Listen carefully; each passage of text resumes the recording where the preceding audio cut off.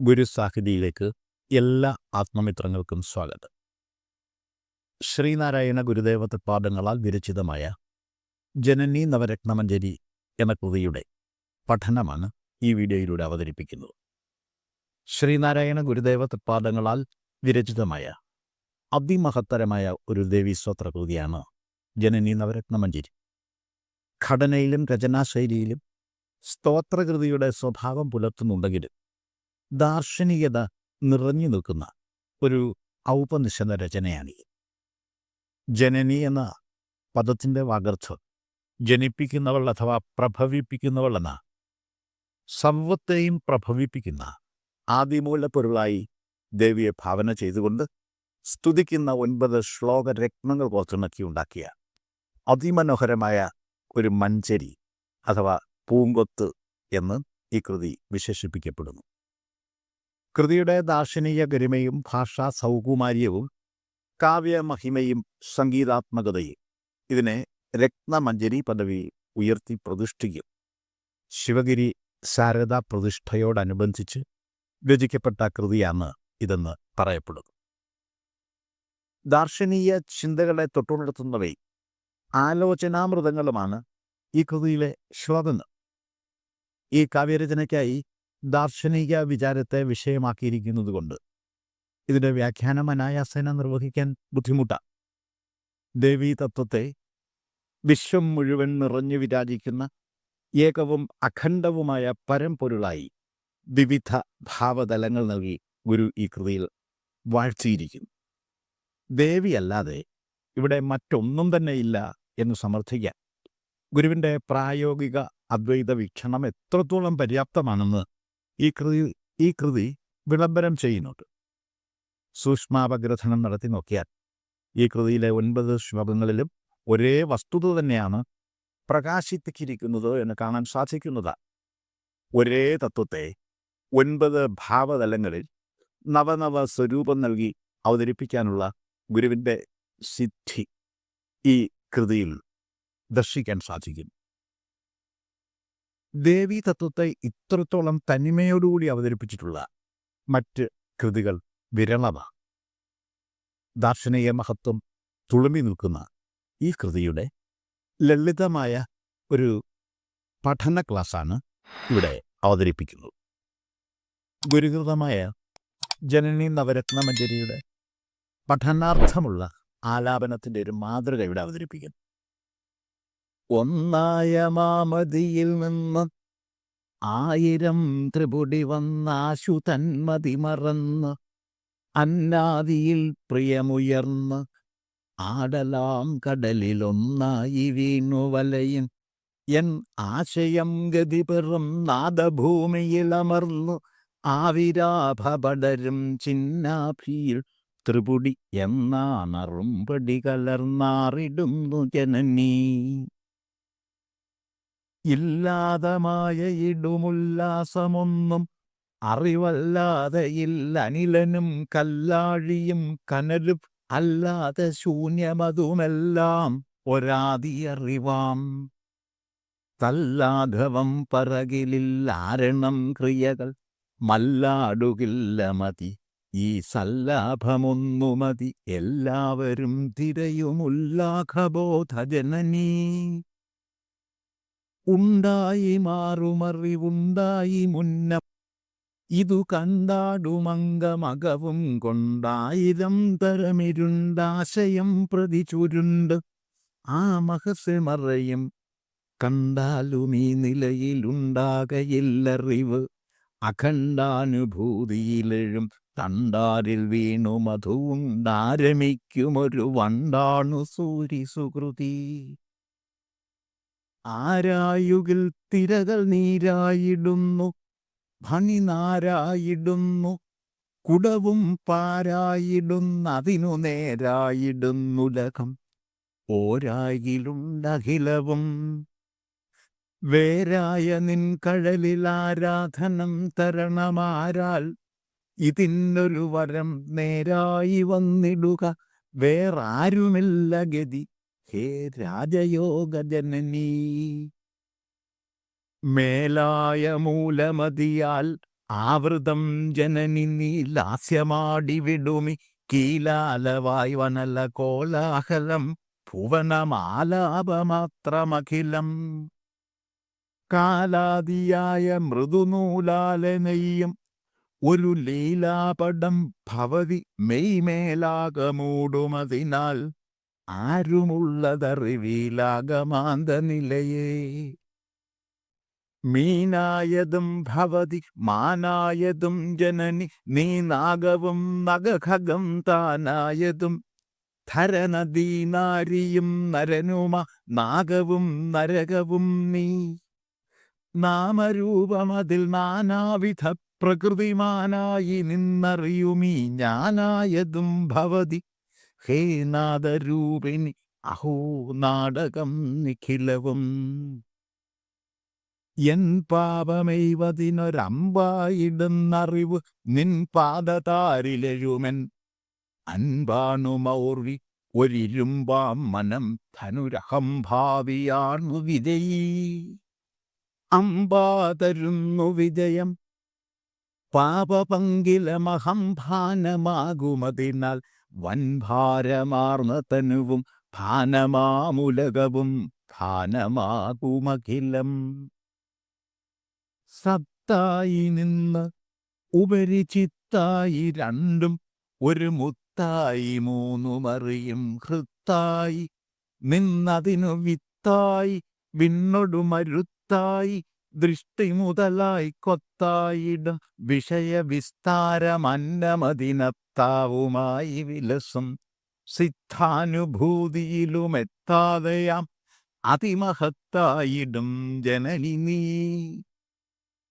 ഭൂവാദിഭൂതമിതിനാവാസമില്ല വെറും ആഭാസമാമിതറിവിൻ ആഭാവിശേഷം അതിനാവാസമിഞ്ഞുലകിലാപാദിതം ഭവതിയാൽ നാവാദിതൻ വിഷയിതാവാസമറ്റ ഭവത് ആവാസമാകവിലസും ദ്യോവാനതിൻ്റെ മഹിമാവാരറിഞ്ഞു ജനനി വാഴ്ത്തുവാനുമരുതേ.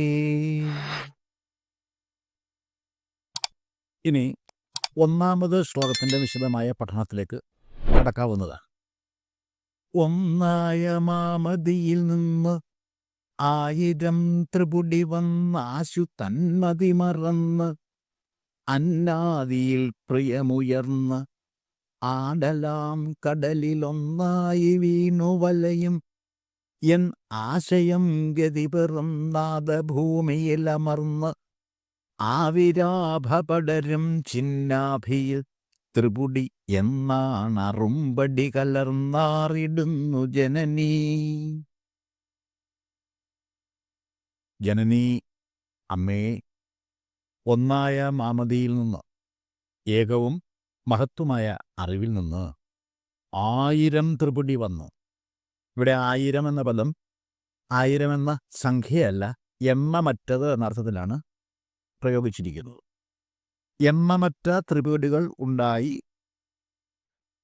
ഈ ത്രിപുടി എന്ന് പറയുന്നത് ഏകത്വത്തിലെ തൃത്വമാണ്. ആശു ഉടൻ തന്നെ തന്മതി മറന്ന്, തത് മതിയാണ് തന്മതി എന്ന് പറഞ്ഞാൽ ആ ബുദ്ധി എന്ന് പറഞ്ഞാൽ സ്വബുദ്ധിയാണ്, അത് മറന്ന് അന്നാദിയിൽ പ്രിയമുയർന്ന് അന്നം മുതലായവയിൽ ആകർഷിക്കപ്പെട്ട് ആടലാം കടലിൽ ഒന്നായി വീണു വലയും. ആടലാം കടൽ എന്ന് പറഞ്ഞാൽ ദുഃഖക്കടലാണ്. അതിൽ ഒന്നായി വീണു വലയും, ആണ്ടു പൂണ്ടു വലയുന്ന എൻ ആശയം, എൻ്റെ മനസ്സ്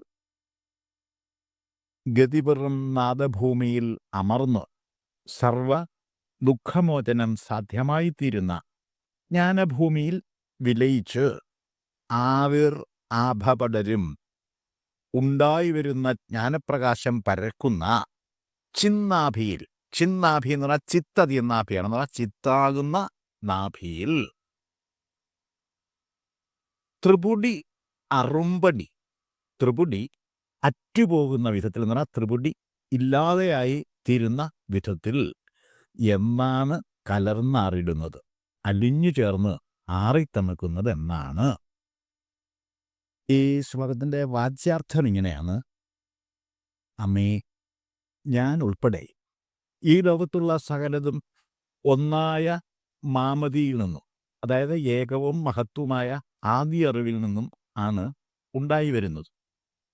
അതേ മാമതിയിൽ നിന്നും അസംഖ്യം ത്രിപുടികൾ ഉണ്ടായി വരുന്നതിനാൽ ഉടൻ തന്നെ തന്മതി മറഞ്ഞു പോകുന്നു.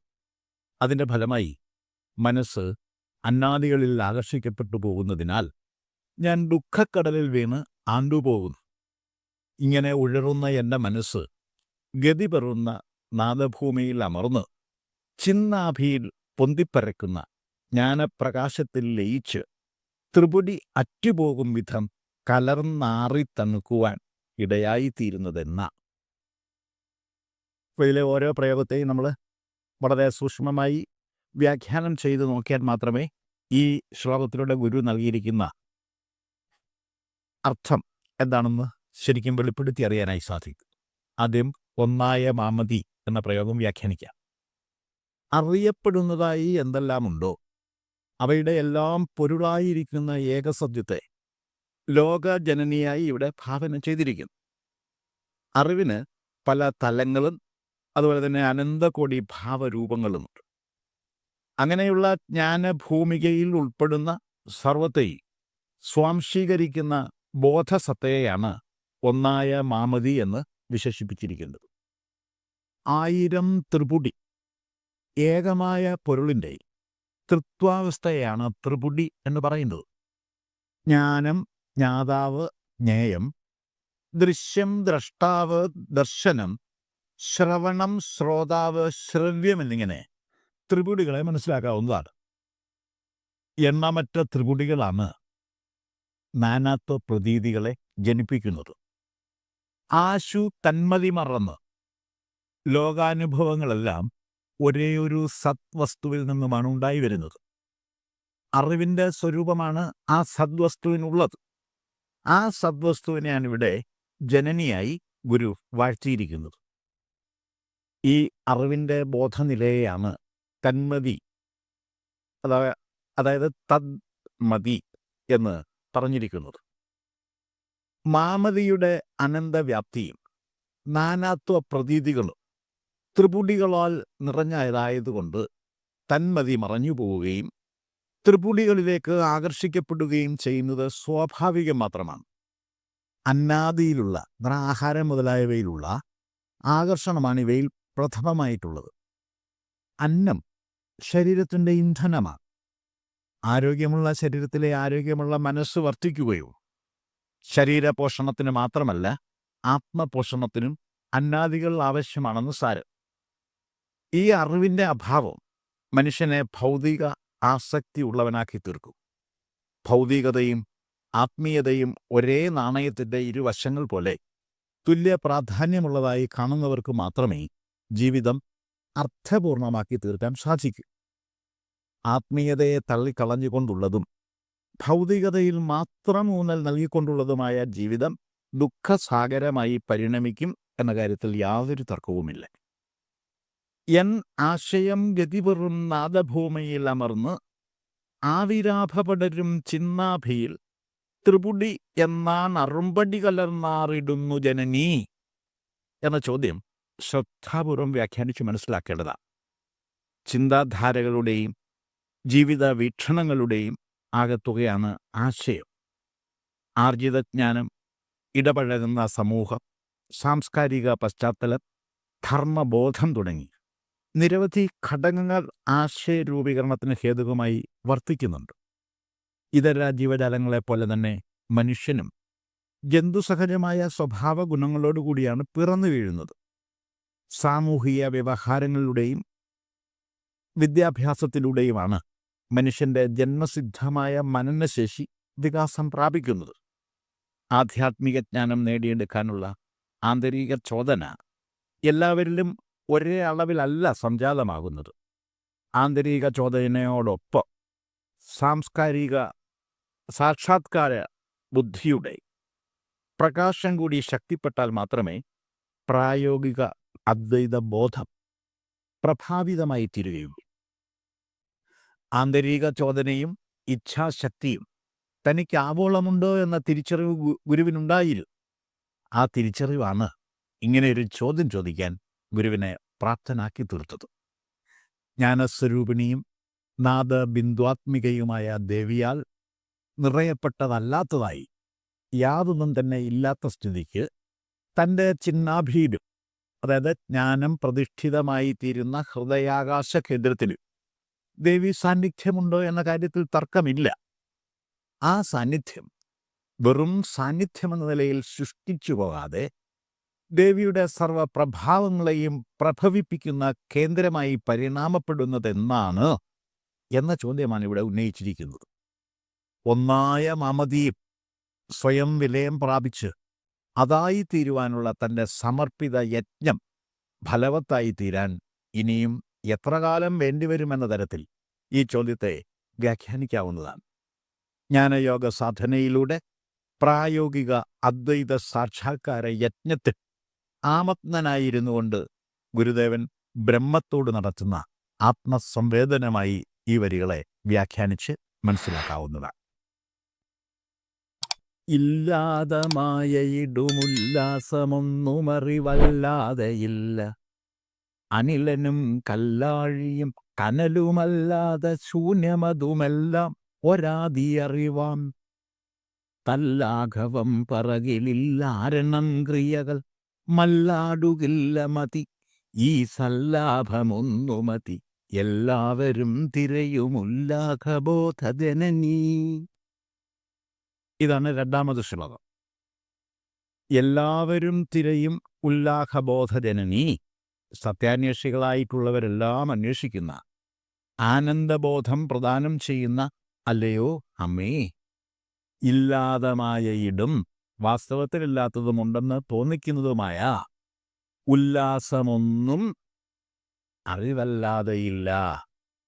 ഉല്ലാസം എന്ന് പറഞ്ഞാൽ ഉദ്ലാസം എന്ന് വെച്ചാൽ നിരന്തരം ഉണ്ടായിക്കൊണ്ടിരിക്കുന്ന ഒന്നും തന്നെ, ഉയർന്നു വന്ന് ലാസിക്കുന്നതൊന്നും അറിവിൽ നിന്നും അന്യമല്ല.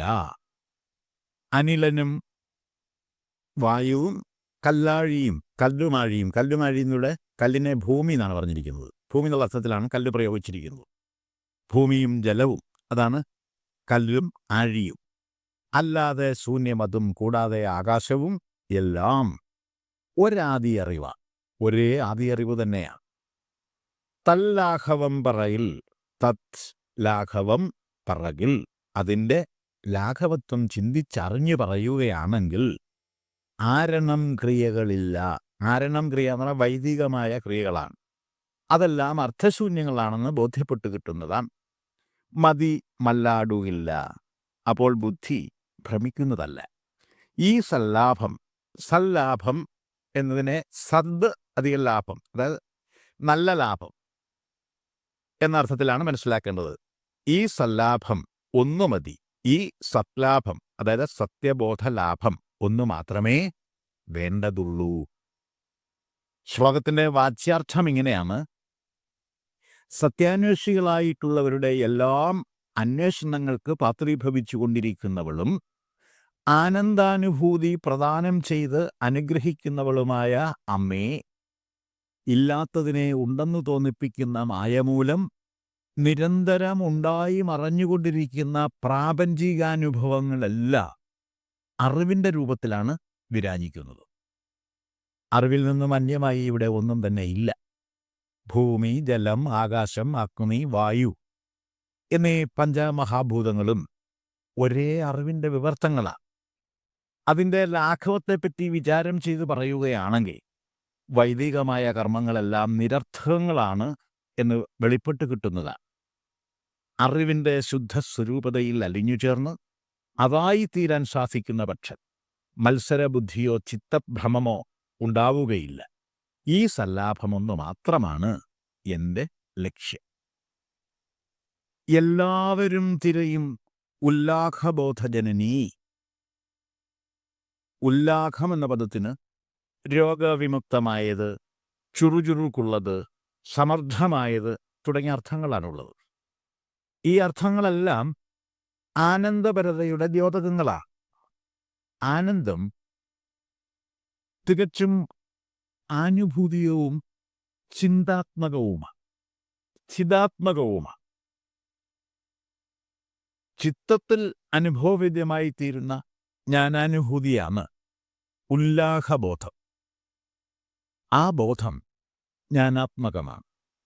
ജ്ഞാനസ്വരൂപിണിയായ അമ്മയിൽ നിന്നുമാണ് ആ ബോധം ജനിക്കുന്നത്. അങ്ങനെയാണ് ദേവി ഉല്ലാഹ ബോധജനനിയായി തീരുന്നത്.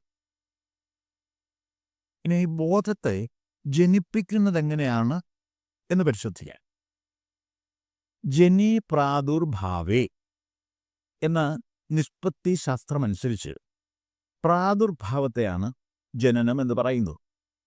പ്രകടമല്ലാത്ത എന്തെങ്കിലും ഒന്നിന് പ്രകടഭാവവും പ്രകടരൂപവും കൈവന്നു ചേരുന്നതിനെയാണ് പ്രാദുർഭാവം എന്ന് പറയുന്നു. അറിവ് ഏകവും അഖണ്ഡവുമാണ്. ഒന്നായ അറിവ് തന്നെയാണ് അസംഖ്യം പ്രാപഞ്ചിക അനുഭവങ്ങളെ ഉണ്ടാക്കി തീർക്കുന്നത്. മരുഭൂമിയിൽ കാണപ്പെടുന്ന ജലപ്രതീതിയെ ദൃഷ്ടാന്തമാക്കി അദ്വൈതികൾ ഇക്കാര്യം സമർത്ഥിച്ചു തരുന്നുണ്ട്. മരുഭൂമിയിൽ വസിക്കുന്ന ജന്തുക്കൾ മരീചിക കണ്ടത് ജലമാണെന്ന് തെറ്റിദ്ധരിക്കുകയും പ്രതീത ജലാശയത്തിന് നേരെ കുതിക്കുകയും ചെയ്യും. എന്നാൽ അനുഭവസ്ഥരാരും അങ്ങനെ ചെയ്യാറില്ല. മണലാവിയിൽ നിന്നും പ്രതീതമാകുന്ന മായക്കാഴ്ച മാത്രമാകുന്നു മരീചിക എന്നവർ അനുഭവത്തിലൂടെ മനസ്സിലാക്കിയിട്ടുള്ളത് കൊണ്ടാണ് മരീചിക കണ്ട് ജലമാണെന്ന് അവർ തെറ്റിദ്ധരിക്കാത്തത്. എന്നാൽ ഈ അനുഭവമില്ലാത്തവർ മൃഗങ്ങളെപ്പോലെ മരീചികയ്ക്ക് നേരെ പായുക തന്നെ ചെയ്യും. അജ്ഞാനജന്യങ്ങളായ സർവപ്രവൃത്തികളുടെയും നിജസ്ഥിതി ഇതുതന്നെയാണ്.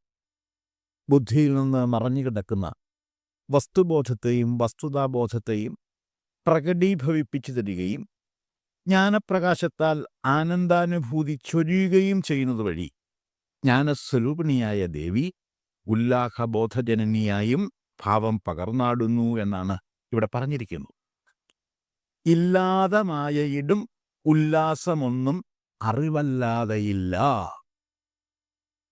ഒന്നായ മാമതി എന്നാണ് ഗുരുദേവിയെ വിശേഷിപ്പിച്ചിരിക്കുന്നത്. ആ ഒന്നായ മാമതിയിൽ നിന്നും ഉണ്ടായി വരുന്നതാണ് സർവ്വത്. അതുകൊണ്ട് മായയും ആ ഒന്നായ മാമതിയിൽ നിന്നും ഉണ്ടായി വരാനേ തരമുള്ളൂ. സൂക്ഷ്മാപഗ്രഥനം നടത്തി നോക്കിയ മായയും അറിവിൻ്റെ ഭാഗം തന്നെയാണ്. വാസ്തവത്തിലില്ലാത്ത ഒന്ന് ഉള്ളതായി തോന്നുന്നതിനെയാണ് മായ എന്ന് പറയുന്നത്. മായ തോന്നൽ മാത്രമാകുന്നു എന്നുള്ള അറിവാണ് മായാബോധം എന്നുള്ളതുകൊണ്ട് അതിനെയും അറിവിൽ നിന്നും അന്യമായി കാണാൻ സാധ്യമല്ല.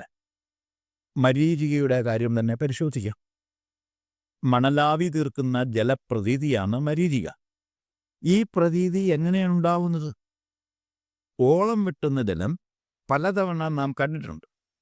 അപ്പോഴെല്ലാം ആ കാഴ്ചയുടെ ദൃശ്യചിത്രങ്ങൾ നമ്മുടെ ഉപബോധ മനസ്സിൽ അടുക്കി വയ്ക്കപ്പെട്ടിട്ടുമുണ്ട്.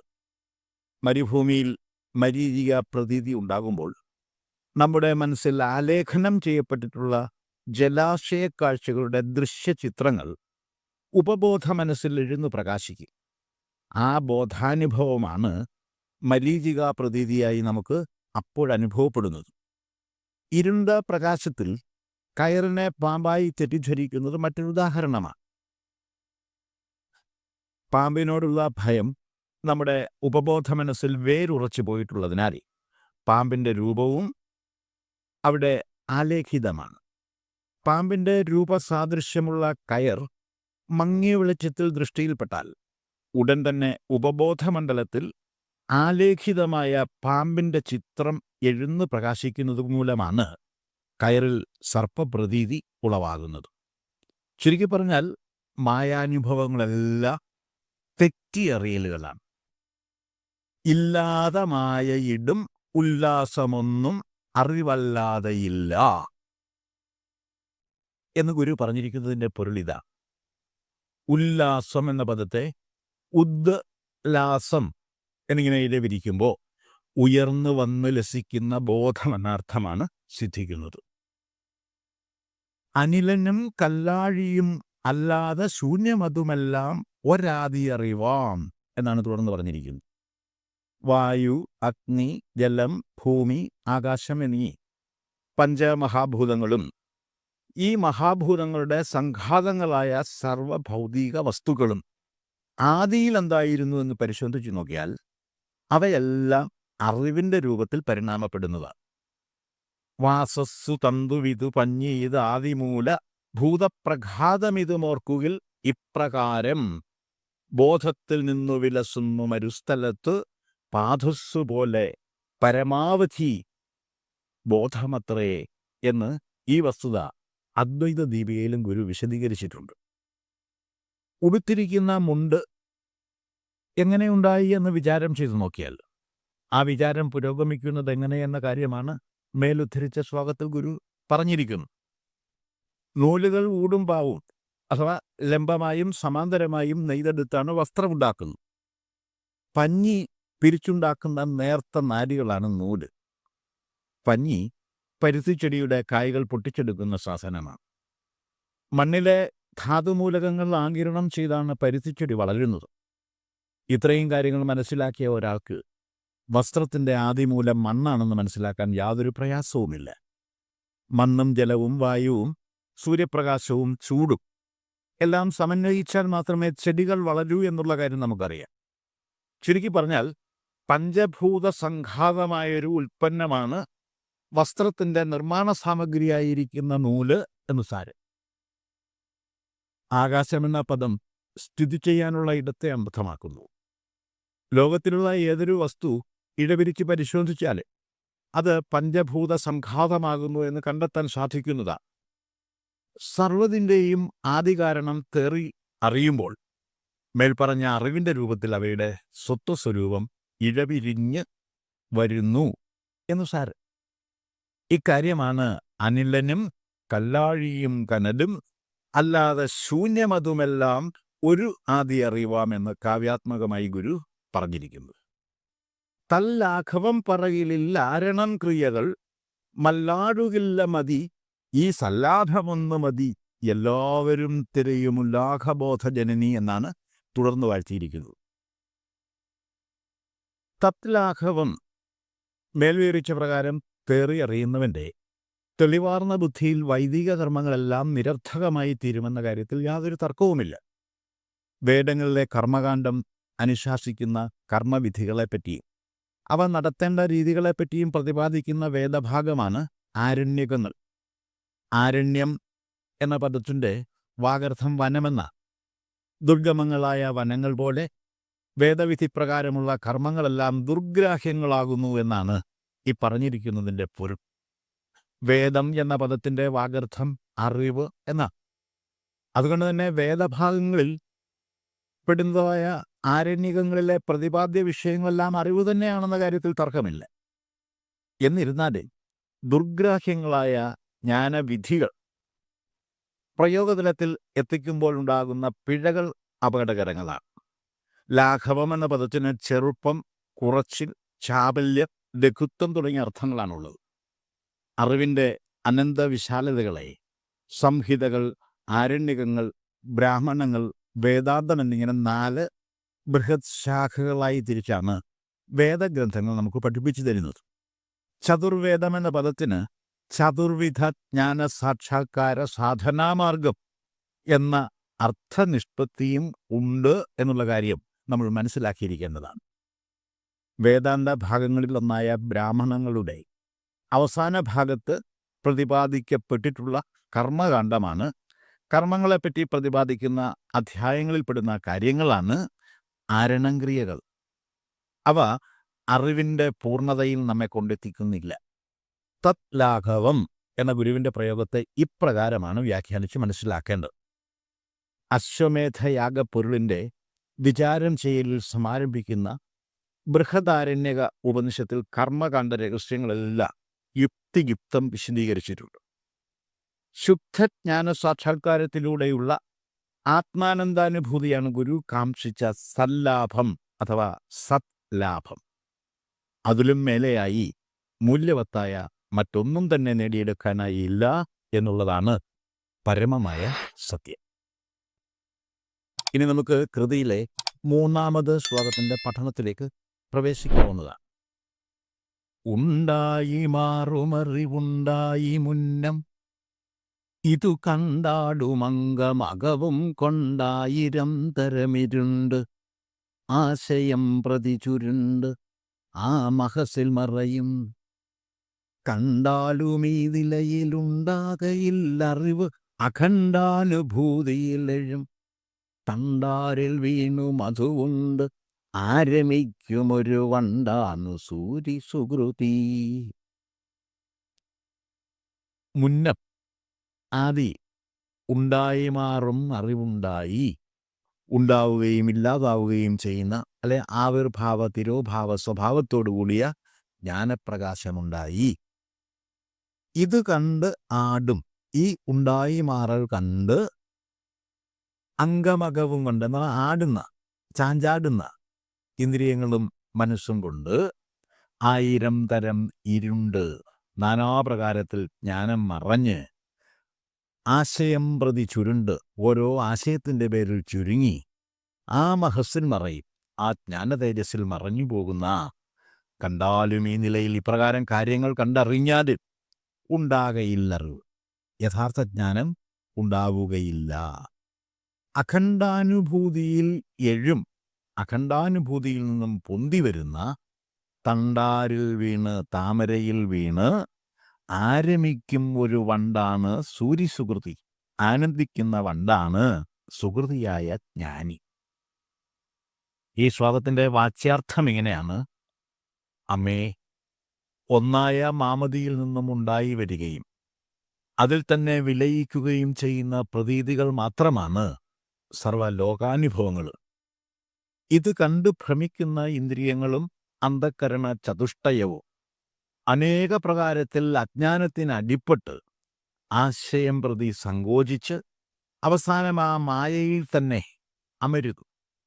ഈ സ്ഥിതിയിൽ എത്തിച്ചേർന്നാലും യഥാർത്ഥ ജ്ഞാനം വെളിപ്പെട്ട് കിട്ടുന്നതല്ല. അഖണ്ഡാനുഭൂതിയാകുന്ന താമരപ്പൊയ്യയിൽ തേന്നുകർന്ന് ആനന്ദരസമനുഭവിക്കുന്ന വണ്ടുകളോട് സുഹൃതികളായ ആത്മജ്ഞാനികളെ ഉപമിക്കാവുന്നതാണ്. അതീവ ശ്രദ്ധയോടുകൂടി വ്യാഖ്യാനിച്ചറിയേണ്ട ഒരു ശ്ലോകമാണിത്. അറിവ് ഏകവും അഖണ്ഡവും നിത്യനൂതനവുമാണെന്നാണല്ലോ അദ്വൈതികൾ സിദ്ധാന്തിക്കുന്നത്. ഗുരുദേവൻ കറ തീർന്ന ഒരു അദ്വൈതിയായിരുന്നു.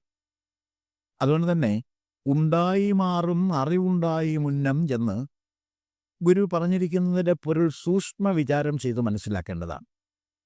അറിവിൻ്റെ സാക്ഷാത്കാര ഘട്ടങ്ങളിൽ പടിപടിയായ മുന്നേറ്റം അനിവാര്യമാണ്. ഔപചാരിക വിദ്യാഭ്യാസം മനുഷ്യനെ പൂർണ്ണജ്ഞനാക്കി തീർക്കുവാൻ പര്യാപ്തമല്ല. അതുകൊണ്ട് തന്നെ വിദ്യാഭ്യാസത്തിലൂടെ സ്വതന്ത്രമാകുന്ന ജ്ഞാനജിജ്ഞാസുക്കളുടെ ബുദ്ധിയിൽ ജ്ഞാനസ്വരൂപത്തിന് മിന്നിമറയലുകൾ അല്ലെങ്കിൽ മാറി മാറി വരുന്ന ഉദയാസ്തമന പ്രതീതികളുടെ തുടർച്ച അനുഭവപ്പെടുക സ്വാഭാവികമാണ്. ജ്ഞാനസാക്ഷാത്കാര സാധനയുടെ ആരംഭദശയിൽ അപൂർണമായി ഗ്രഹിച്ച പലതും പിന്നീട് പൂർണ്ണതയോടുകൂടി സാക്ഷാത്കരിക്കപ്പെടുമ്പോൾ തെറ്റിയറിഞ്ഞതും അപൂർണങ്ങളായി അറിഞ്ഞതുമായവയെല്ലാം തിരസ്കാര വിധേയമായി ഭവിക്കുക തന്നെ ചെയ്യും. ഉണ്ടായി മാറും അറിവുണ്ടായി മുന്നം എന്ന് ഗുരു പറഞ്ഞിരിക്കുന്നതിൻ്റെ സാരം ജ്ഞാനസാക്ഷാത്കാര സാധനയുടെ ആദ്യഘട്ടങ്ങളിൽ ശരിയെന്നു ധരിച്ച പലതും പിന്നീട് തെറ്റായി സ്ഥിരീകരിക്കപ്പെടുമെന്ന് തന്നെയാണ്.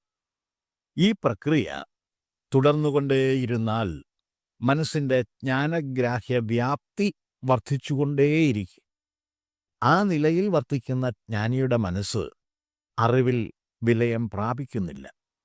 എപ്രകാരമാണോ താമരപ്പൂവിനുള്ളിൽ തേൻ കുടിച്ച് ആനന്ദലഹരിയിൽ ലാമഗ്നനായിരിക്കുന്ന വണ്ട് മൂളാൻ പോലും മറന്നിരിക്കുന്നത്, അപ്രകാരം ജ്ഞാനാമൃതാബ്ധിയിൽ ആണ്ടുപൂണ്ട് ജ്ഞാനാനന്ദാനുഭൂതിയുടെ നിറവിൽ സ്വയം നിമഞ്ജനം ചെയ്യപ്പെട്ടവരാണ് സുകൃതികളായ സൂരികൾ അഥവാ പരമജ്ഞന്മാരായ ജ്ഞാന യോഗികൾ. ബ്രഹ്മസാക്ഷാത്കാര സാധനയിൽ ഏർപ്പെടുന്ന ജ്ഞാനയോഗിയുടെ പടിപടിയായ മുന്നേറ്റത്തിൻ്റെ വാങ്മയ ചിത്രമാണ് ഈ ശ്ലോകത്തിൽ ഗുരു വരഞ്ഞിട്ടിരിക്കുന്നത്. ശുദ്ധജ്ഞാന സാക്ഷാത്കാരം നേടിയെടുക്കാനായി സമർപ്പിത ബുദ്ധിയോടുകൂടിയുള്ള സ്വയം താപന യജ്ഞം കൂടിയേ തീരൂ എന്നാണ് ഇവിടെ അടിവരയിട്ട് സമർത്ഥിച്ചിരിക്കുന്നത്. അഖണ്ഡാനുഭൂതിയിൽ മനനബുദ്ധി ചെന്നെത്തുകയും താമര അല്ലിക്കുടത്തിനുള്ളിൽ തേനിൻ്റെ ലഹരിക്ക് അടിപ്പെട്ട് മൂളാൻ പോലും മറന്നിരിക്കുന്ന വണ്ടിൻ്റെ അവസ്ഥയിൽ ജ്ഞാനാനന്ദ ലഹരി പരമജ്ഞാനിയെ കൊണ്ടെത്തിക്കുന്നു എന്ന് പറഞ്ഞിരിക്കുന്നതിനെ ജ്ഞാനയോഗ സാധനയിലൂടെ സംസിദ്ധമായി തീരുന്ന സമാധി പദപ്രാപ്തിയായി വ്യാഖ്യാനിക്കാവുന്നതാണ്. ആ ആനുഭൂതിയ നിലയും ഒരാളെ കൊണ്ടെത്തിക്കാൻ ആരാലും സാധ്യമല്ല. ജ്ഞാനസാക്ഷാത്കാരം സ്വയമേവ സമാർജിച്ചെടുക്കേണ്ടതാകുന്നു എന്ന് സാരം.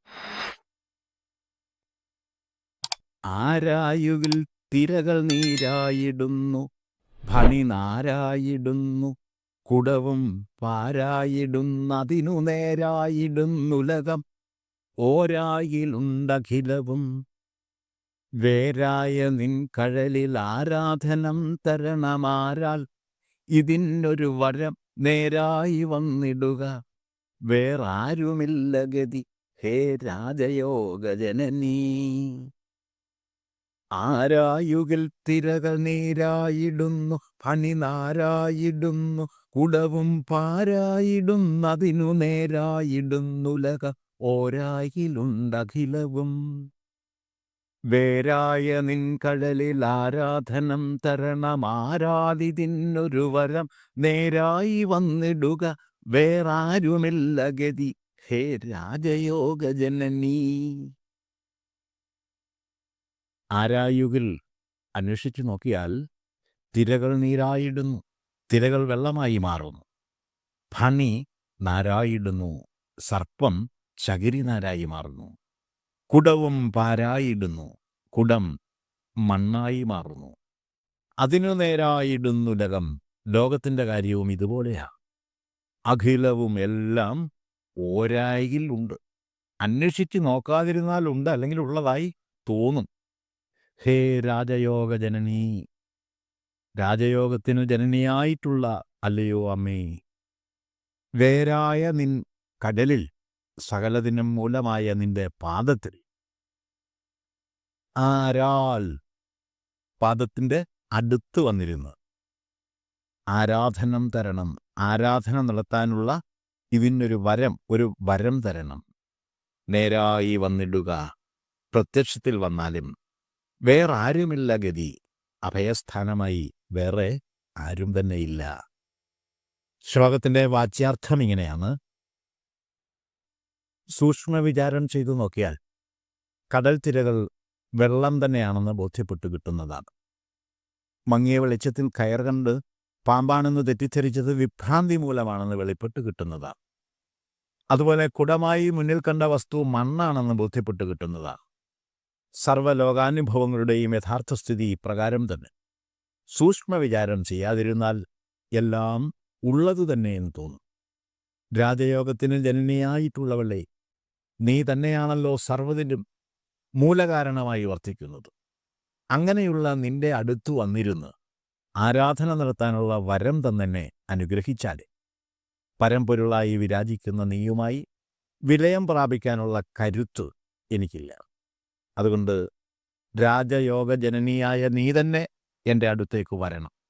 മറ്റാരും എനിക്ക് ആശ്രയമായിട്ടില്ല. ആരായുകിൽ തിരകൾ നീരായിടുന്നു. ആരായുകിൽ തിരകൾ നീരായിടുന്നു. ആരായുക എന്ന പദത്തിൻ്റെ വാഗർത്ഥം കാര്യകാരണ സഹിതം വിചാരം ചെയ്യുക എന്നാണ്.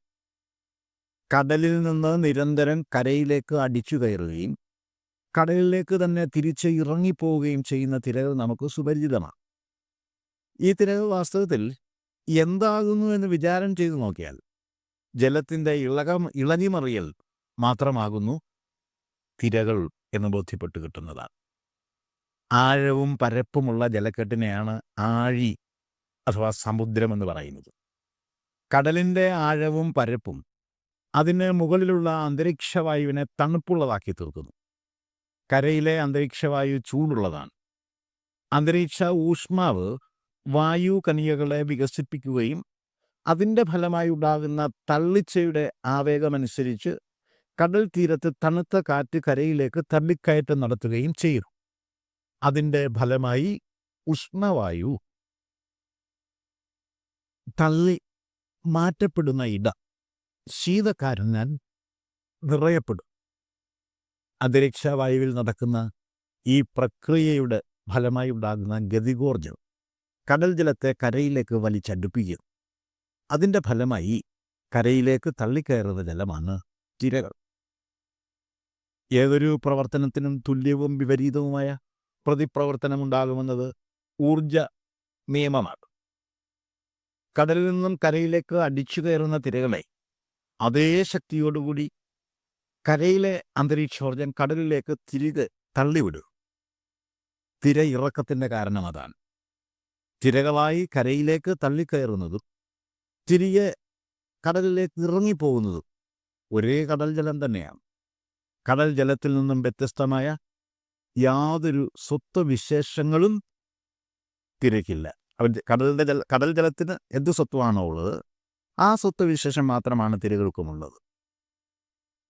ആഴിയും തിരയും കാറ്റും ആഴവും പോലെ ഞങ്ങളും മായയും നിൻ മഹിമയും നീയും എന്ന് ഉള്ളിലാകണം എന്ന് ശ്രീനാരായണ ഗുരുദേവൻ ഈ സമസ്യയെ ദൈവദശകത്തിലും വിചാരം ചെയ്ത് അവതരിപ്പിച്ചിട്ടുണ്ട്. തിരയുടെ രൂപത്തിലുള്ള ജലം പാത്രങ്ങളിൽ നിറച്ചു നിരീക്ഷിച്ചാൽ തിരയിളക്കമില്ലാത്ത ജലമാണ് കാണാനായി സാധിക്കുക. സ്വന്തമായ ഉണ്മാവിശേഷം തിരകൾക്കില്ല എന്ന് സാരം. മങ്ങിയ വെളിച്ചത്തിൽ കയർത്തുണ്ട് കണ്ട് സർപ്പവിഭ്രാന്തി ഉണ്ടാകുന്നത് മറ്റൊരു ദൃഷ്ടാന്തമായിട്ട് ഇവിടെ ചൂണ്ടിക്കാണിച്ചിരിക്കും.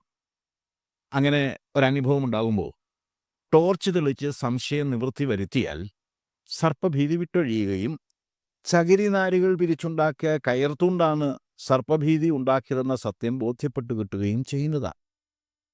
ഗുരുവിൻ്റെ ഫണി നാരായിടുന്നു എന്ന പ്രയോഗത്തെ ഇത്തരത്തിലാണ് വ്യാഖ്യാനിച്ച് മനസ്സിലാക്കേണ്ടത്. കുടവും പാരായിടുന്നു എന്നാണ് തുടർന്ന് പറഞ്ഞിരിക്കുന്നത്. മൺകുടം മണ്ണിലുണ്ടാക്കിയെടുത്ത ഒരു പാത്രമാണ്. കുടമായി രൂപാന്തരപ്പെടുത്തിയെടുക്കുന്നതിന് മുമ്പ് അത് കളിമണ്ണ് മാത്രമായിരുന്നു. കുടം ഉടഞ്ഞ് പോയി കഴിഞ്ഞാൽ അതിൻ്റെ പാത്ര സ്വഭാവം നഷ്ടപ്പെടും. പിന്നീട് അത് മണ്ണായി തന്നെ അവശേഷിക്കും.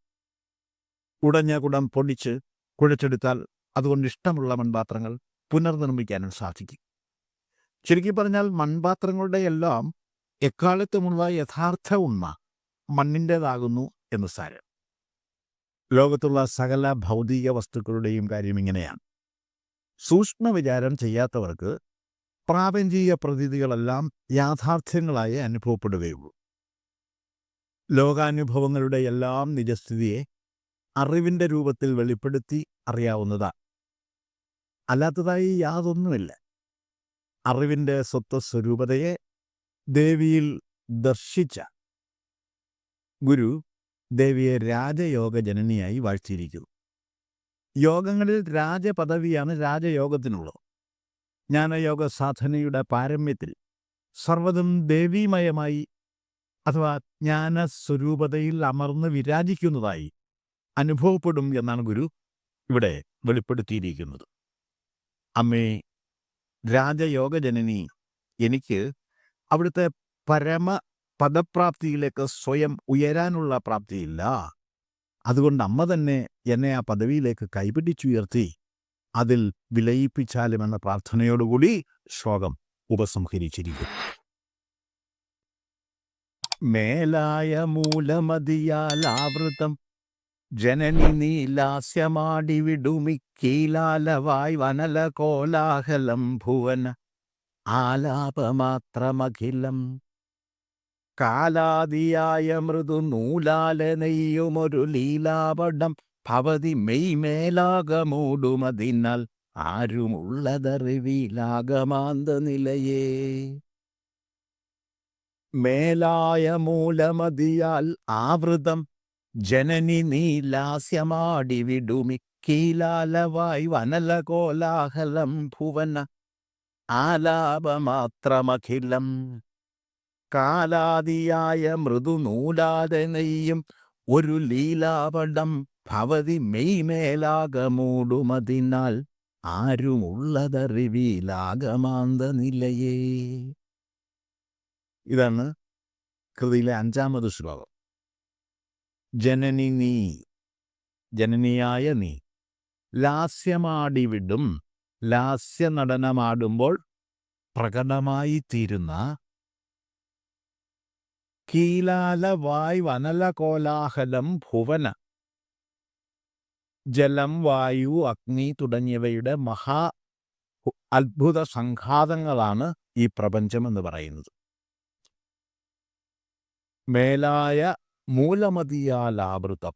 എല്ലാറ്റിനും മുകളിലുള്ള മൂലമതിയാൽ ആവരണം ചെയ്യപ്പെട്ടിരിക്കുന്നു ഈ പ്രപഞ്ചം. അഖിലം ആലാപമാത്രം. എല്ലാം പറച്ചിലിൽ ഒതുങ്ങുന്നു, അല്ലെങ്കിൽ നാദബ്രഹ്മസ്വരൂപതയോടുകൂടി ഭാസിക്കുന്നു. കാലാദിയായ മൃദുനൂലാലെ നെയ്യും. കാലാദി എന്ന് പറഞ്ഞാൽ കാലം, ദേശം മുതലായ മൃദുനൂലാലെ അതിലോലമായ നൂലുകൊണ്ട് നെയ്ത് ഉണ്ടാക്കുന്ന ഒരു ലീലാപടം, ഒരു നൃത്തവേഷം. ഭവതി അമ്മ ദേവി മെയ്മേലാകെ മൂടും. ശരീരം മുഴുവനും മൂടിയിരിക്കും. അതുകൊണ്ട് ആരും ഉള്ളതറിവില്ല. ആഗമാന്ത നിലയെ യാഥാർത്ഥ്യമാരും അറിയുന്നില്ല. ആഗമം എന്ന് പറഞ്ഞാൽ വേദാന്തമാണ്. വേദാന്തത്തെ നിലയാക്കിയിട്ടുള്ളവളേ എന്ന് പറഞ്ഞാൽ ജ്ഞാനസ്വരൂപിണി. ഈ ശ്ലോകത്തിൻ്റെ വാച്യാർത്ഥം ഇങ്ങനെയാണ്: സർവ്വതിൻ്റെയും ജനനിയായിട്ടുള്ള വിശ്വമാതാവേ, നീ ദാസ്യമാടിവിടുമ്പോൾ പ്രകടീഭവിക്കുന്ന ഭാവരൂപാദികളായ ജലം, വായു, അഗ്നി തുടങ്ങിയ പഞ്ചമഹാഭൂത സംഘാതങ്ങളാകുന്ന ഈ പ്രപഞ്ചം മേലായ മൂലമതിയാൽ ആവരണം ചെയ്യപ്പെട്ടിരിക്കുന്നു. എല്ലാം ആലാപമാത്രമായി അവശേഷിക്കുന്നു. അമ്മയുടെ ശരീരവും കാലദേശാദികളാകുന്ന സൂക്ഷ്മനൂലുകളാൽ നെയ്തെടുത്ത മൃദുലമായ നൃത്തവേഷത്താൽ ആവരണം ചെയ്യപ്പെട്ടിരിക്കുന്നു. അതുകാരണം ആഗമാന്ത നിലയിൽ വർത്തിക്കുന്ന ദേവിയുടെ യഥാർത്ഥ സ്വരൂപമാർക്കും അറിയാൻ സാധിക്കുന്നില്ല. വിശ്വമാതാവായി ഭാവം പകർന്നാടുന്ന ദേവിയുടെ ആ പകർന്നാട്ടം ലാസ്യഭാവത്തിലുള്ള നടനമാണ്. സംഹാരാത്മകമായ ശിവതാണ്ഡവത്തിൻ്റെ അനുപൂരകമാണ് ദേവിയുടെ ലാസ്യ നടനം. ശിവതാണ്ഡവം സൃഷ്ടിന്മുഖ സംഹാരാത്മകമാണ്. വിശ്വവിധാനീയതയിലെ ഉപേക്ഷണീയങ്ങളായ സർവ്വതിനെയും സംഹരിച്ചുകൊണ്ടും കാലോചിതമായി നവമൂല്യ സംരചനകളെ സന്നിവേശിപ്പിച്ചുകൊണ്ടും അരങ്ങേറുന്ന പ്രാപഞ്ചിക നൈരന്തര്യത്തെ സംസൃഷ്ടമാക്കി തീർക്കുന്ന സൃഷ്ടി വൈഭവമാണ് പ്രാപഞ്ചിക പ്രതീതികളായി വിരാജിക്കുന്നത്. ഈ കീലാലവായ് വനല കോലാഹലം മേലായ മൂലമതിയാൽ ആവൃതം എന്ന പ്രയോഗത്തിലൂടെ പ്രാപഞ്ചിക വാഴ്വിൻ്റെ നിഗൂഢതകളിലേക്കാണ് ഗുരു വിരൽ ചൂണ്ടുന്നത്. പ്രകർഷേണയുണ്ടാകുന്ന പഞ്ചം അഥവാ വിശേഷ രൂപത്തിൽ സംഭവിക്കുന്ന അഞ്ചുകളുടെ കൂട്ടം എന്നാണ് പ്രപഞ്ചം എന്ന പദത്തിൻ്റെ വാഗർത്ഥം. ഭൂമി, ജലം, വായു, അഗ്നി, ആകാശം എന്നീ പഞ്ചമഹാഭൂതങ്ങളുടെ പഞ്ചീകരണത്തിലൂടെയാണ് പ്രാപഞ്ചികമായ സർവ്വതുമുണ്ടായി വരുന്നത്. ഓരോ ഭൗതിക വസ്തുവിനെയും പ്രത്യേകമായി എടുത്ത് സൂക്ഷ്മ പരിശോധന നടത്തി നോക്കിയാൽ അവയോരോന്നും അനേകം സൂക്ഷ്മ കണികകളുടെ സംഘാതങ്ങളാണ് എന്ന് ബോധ്യപ്പെട്ട് കിട്ടുന്നതാണ്. ആ പരിശോധന തുടർന്നുകൊണ്ടേയിരുന്നാൽ എല്ലാ അന്വേഷണങ്ങളും ഒന്നായ മാമതിയിൽ ചെന്നു ചേരും. മേലായ മൂലമതിയാൽ ആവൃതം സർവം എന്ന് ഗുരു നടത്തിയിരിക്കുന്ന പ്രയോഗത്തിൻ്റെ അർത്ഥവ്യാപ്തി ഇത്തരത്തിലാണ് വ്യാഖ്യാനിച്ച് മനസ്സിലാക്കേണ്ടത്. ആലാപമാത്രമഖിലം. ഇവിടെ എന്തെല്ലാമുണ്ടോ അതെല്ലാം പറച്ചിലിൻ്റെ രൂപത്തിലുള്ളതാകുന്നു എന്നാണ് ഈ പറഞ്ഞിരിക്കുന്നതിൻ്റെ വാഗർത്ഥം. ഇന്നതോ എന്ന തരത്തിലാണല്ലോ പ്രാപഞ്ചിക വസ്തുക്കളെ നമ്മൾ അറിയുകയും അറിയിക്കുകയും ചെയ്യുന്നത്. അമ്മ, അച്ഛൻ, മകൻ, മകൾ, ഭാര്യ, ഭർത്താവ്, ഗുരു, ശിഷ്യൻ, മുതലാളി, തൊഴിലാളി എന്നിങ്ങനെ ഓരോരോ പദവികളും സ്ഥാനപ്പേരുകളും നൽകി നമ്മൾ വ്യക്തികളെ വേർതിരിച്ചറിയും. കാള, പശു, കോഴി, താറാവ്, പട്ടി, പൂച്ച, എരുമ, പോത്ത്, കുതിര, കടുവ, പുലി, സിംഹം, പാമ്പ്, മത്സ്യം, ആമ, തവള, ചീങ്കണ്ണി എന്നിങ്ങനെ പക്ഷിമൃഗാദികളെയും മറ്റ് ജീവികളെയും പേര് ചൊല്ലി വേർതിരിച്ചറിയുന്നു. പകൽ, രാത്രി, ഇടി, മിന്നൽ, കാറ്റ്, മഴ തുടങ്ങിയ പ്രകൃതി പ്രതിഭാസങ്ങളെയും കല്ല്, മുള്ള്, മണ്ണ്, കാട്, വെള്ളം, തീയ്, പുക, കര, കടൽ എന്നിങ്ങനെ ഓരോന്നിനെയും പേര് ചൊല്ലിയാണ് നമ്മൾ വ്യഞ്ജിപ്പിക്കുന്നത്. ചുരുക്കി പറഞ്ഞാൽ പ്രാപഞ്ചികമായ സർവ്വതും ആലാപമാത്രമാകുന്നു, എന്നുവെച്ചാൽ പറച്ചിലിൻ്റെ രൂപത്തിലുള്ളതാകുന്നു എന്ന് സാരം. നാദബ്രഹ്മം എന്ന സംജ്ഞ കൊണ്ട് വ്യഞ്ജിപ്പിക്കുന്നതെല്ലാം ആലാപമാത്രമായ അറിവാണ്. വാക്കുകളാലും നാമങ്ങളാലും വ്യഞ്ജിപ്പിക്കാൻ സാധ്യമല്ലാത്തതായി യാതൊന്നും തന്നെ ഇല്ല എന്നുള്ളതാണ് ഈ പറഞ്ഞിരിക്കുന്നതിൻ്റെ പൊരുൾ. കാലാദിയായ മൃദുനൂലാലെ നെയ്യും ഒരു ലീലാപടം ഭവതി മെയ്മേലാകമൂടും എന്നാണ് തുടർന്ന് പറഞ്ഞിരിക്കുന്നത്. വിശ്വജനനിയായ ദേവിയുടെ ശരീരം കാലം, ദേശം മുതലായ അതിസൂക്ഷ്മങ്ങളായ നൂലുകളാൽ നെയ്തെടുത്ത നൃത്തവേഷത്താൽ ആവരണം ചെയ്യപ്പെട്ടിരിക്കുന്നതായി ഇവിടെ ഭാവന ചെയ്തിരിക്കും. സൂക്ഷ്മനൂലുകളാൽ നെയ്തെടുത്ത നേർത്ത ലീലാപടം പുതച്ചുകൊണ്ട് ദേവിയുടെ ശരീരം പുതച്ചിരിക്കുന്നതുകൊണ്ട് ദേവിയുടെ ശരീരം സുവ്യക്തമായി ദർശിക്കുവാൻ സാധ്യമല്ല. സമയപ്രവാഹത്തെയാണ് കാലമെന്ന് പറയുന്നത്. സ്ഥാനീയമായ അറിവാണ് ദേശബോധം. അനുനിമിഷം മാറ്റങ്ങൾക്ക് വിധേയപ്പെട്ടുകൊണ്ടിരിക്കുന്ന ജഗത് വിലാസങ്ങൾക്കൊപ്പം കാലവ്യതിയാനവും ദേശവ്യതിയാനവും സംഭവിക്കുന്നുണ്ട്. കാലദേശങ്ങൾ ദേവിയുടെ സൃഷ്ടിയാണ്, അഥവാ അറിവിൽ നിന്നുമുണ്ടായി വരുന്ന ബോധാങ്കുരമാണ്. കാലദേശ പ്രതീതികൾ അറിവിൻ്റെ രൂപത്തിൽ പ്രഭവിപ്പിക്കുന്നത് കൊണ്ടാണ് ഇവ ജ്ഞാനസ്വരൂപിണിയായ ജനനിയിൽ നിന്നും ജനിക്കുന്നു എന്ന് പറഞ്ഞിരിക്കുന്നത്. ജഗദ്വിലാസങ്ങൾ അനുനിമിഷം മാറ്റങ്ങൾക്ക് വിധേയപ്പെട്ടുകൊണ്ടാണ് ഇരിക്കുന്നതെങ്കിൽ നമുക്ക് ആ മാറ്റങ്ങൾ പ്രത്യക്ഷത്തിൽ അനുഭവപ്പെടുന്നില്ല എന്നുള്ളതാണ് സത്യം. വർത്തമാനകാലം എന്ന പദം കൊണ്ട് ഇപ്പോൾ നടന്നുകൊണ്ടിരിക്കുന്ന കാര്യങ്ങളുടെ കാലഗണനയാണ് നമ്മൾ നടത്തുന്നത്.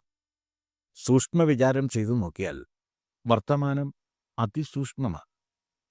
വർത്തമാനം എന്ന പദം വാ, ഇർ, ഇത്ത, മാ, നം എന്നീ അക്ഷരങ്ങളുടെ യോഗമാണ്. വാ ഹ്രസ്വാക്ഷരവും ഇർ അർത്ഥാക്ഷരവും ഇത്ത, മാ എന്നിവ ദീർഘാക്ഷരങ്ങളുമാണ്. ഹ്രസ്വാക്ഷരങ്ങളുടെ ഉച്ചാരണത്തിന് ഒരു മാത്ര സമയദൈർഘ്യവും ദീർഘാക്ഷരങ്ങളുടെ ഉച്ചാരണത്തിന് 2 മാത്ര സമയദൈർഘ്യവുമാണ് ആവശ്യമായി വരുന്നത്. അർത്ഥാക്ഷരം ഉച്ചരിക്കാൻ അരമാത്ര സമയദൈർഘ്യമേ ആവശ്യമുള്ളൂ. വർത്തമാനം എന്ന പദം ഉച്ചരിക്കാൻ 7 മാത്ര സമയദൈർഘ്യം ആവശ്യമാണ്. വർത്തമാനം എന്ന് നാം ഉച്ചരിച്ചു തുടങ്ങുന്നതിനും ഉച്ചരിച്ച് കഴിയുന്നതിനുമിടയ്ക്കുള്ള സമയദൈർഘ്യം 7 മാത്രയാകുന്നു എന്ന് സാരം. ഈ 7 മാത്രകളിൽ എവിടെയാണ് വർത്തമാനത്തെ അടയാളപ്പെടുത്തുക? കഴിഞ്ഞു പോയത് എന്നർത്ഥമാണല്ലോ ഭൂതകാല വിവക്ഷയിലുള്ളത്. വർത്തമാനകാലത്തെ അടയാളപ്പെടുത്താതെ ഭൂതത്തെ അടയാളപ്പെടുത്താൻ സാധ്യമല്ല. വരാൻ പോകുന്ന കാര്യങ്ങളെയാണ് ഭാവി പദം അർത്ഥമാക്കുന്നത്. ഏതു നിമിഷവും നിലച്ചു പോകാവുന്ന തരത്തിലാണ് പ്രാപഞ്ചികമായ സർവ്വതിൻ്റെയും ഘടന ചിട്ടപ്പെടുത്തിയിരിക്കുന്നത്. അതുകൊണ്ട് തന്നെ ഭാവി എന്ന വിവക്ഷയ്ക്കും നിശ്ചയമില്ല. എവിടെയാണ് ഭാവിയുടെ നിര അടയാളപ്പെടുത്തുക? കാലവിവക്ഷ തികച്ചും ആപേക്ഷികമാകുന്നു എന്ന് സാരം. കാലം അനാദിയാകുന്നു എന്നും അനന്തമാകുന്നു എന്നുമൊക്കെ പറയപ്പെടുന്നതിൻ്റെ രഹസ്യം ഇതാണ്. കാലദേശാനുഭവങ്ങൾ മായാബോധത്തിൽപ്പെടുന്നു എന്നാണ് ഗുരു ഈ ശ്ലോകത്തിൽ സമർത്ഥിച്ചിരിക്കുന്നത്. നേർത്ത നൂലുകളാൽ നെയ്തെടുത്ത നൃത്തവേഷം അണിഞ്ഞിരിക്കുന്നതിനാൽ ദേവിയുടെ ശരീരം വ്യക്തമായി കാണാൻ സാധിക്കുന്നില്ല എന്ന പ്രയോഗത്തെ വ്യാഖ്യാനം ചെയ്യുമ്പോൾ സർവജ്ഞാനാനുഭവങ്ങളും അജ്ഞാനാവരണ ബദ്ധമാകുന്നു എന്നാണ് വെളിപ്പെട്ട് കിട്ടുന്നത്. ആരും ഉള്ളതറിവില്ല ആഗമാന്ത നിലയെ എന്ന് പറഞ്ഞുകൊണ്ട് ഗുരു ഈ ശ്ലോകം ഉപസംഹരിച്ചിരിക്കുന്നു. അറിവിൻ്റെ നിറവ് നമുക്കെന്നും അപ്രാപ്യമാകുന്നു എന്നാണ് ഈ പറഞ്ഞിരിക്കുന്നതിൻ്റെ പൊരുൾ. ഇനി കൃതിയിലെ 6ാമത് ശ്ലോകത്തിൻ്റെ പഠനത്തിലേക്ക് പ്രവേശിക്കാം.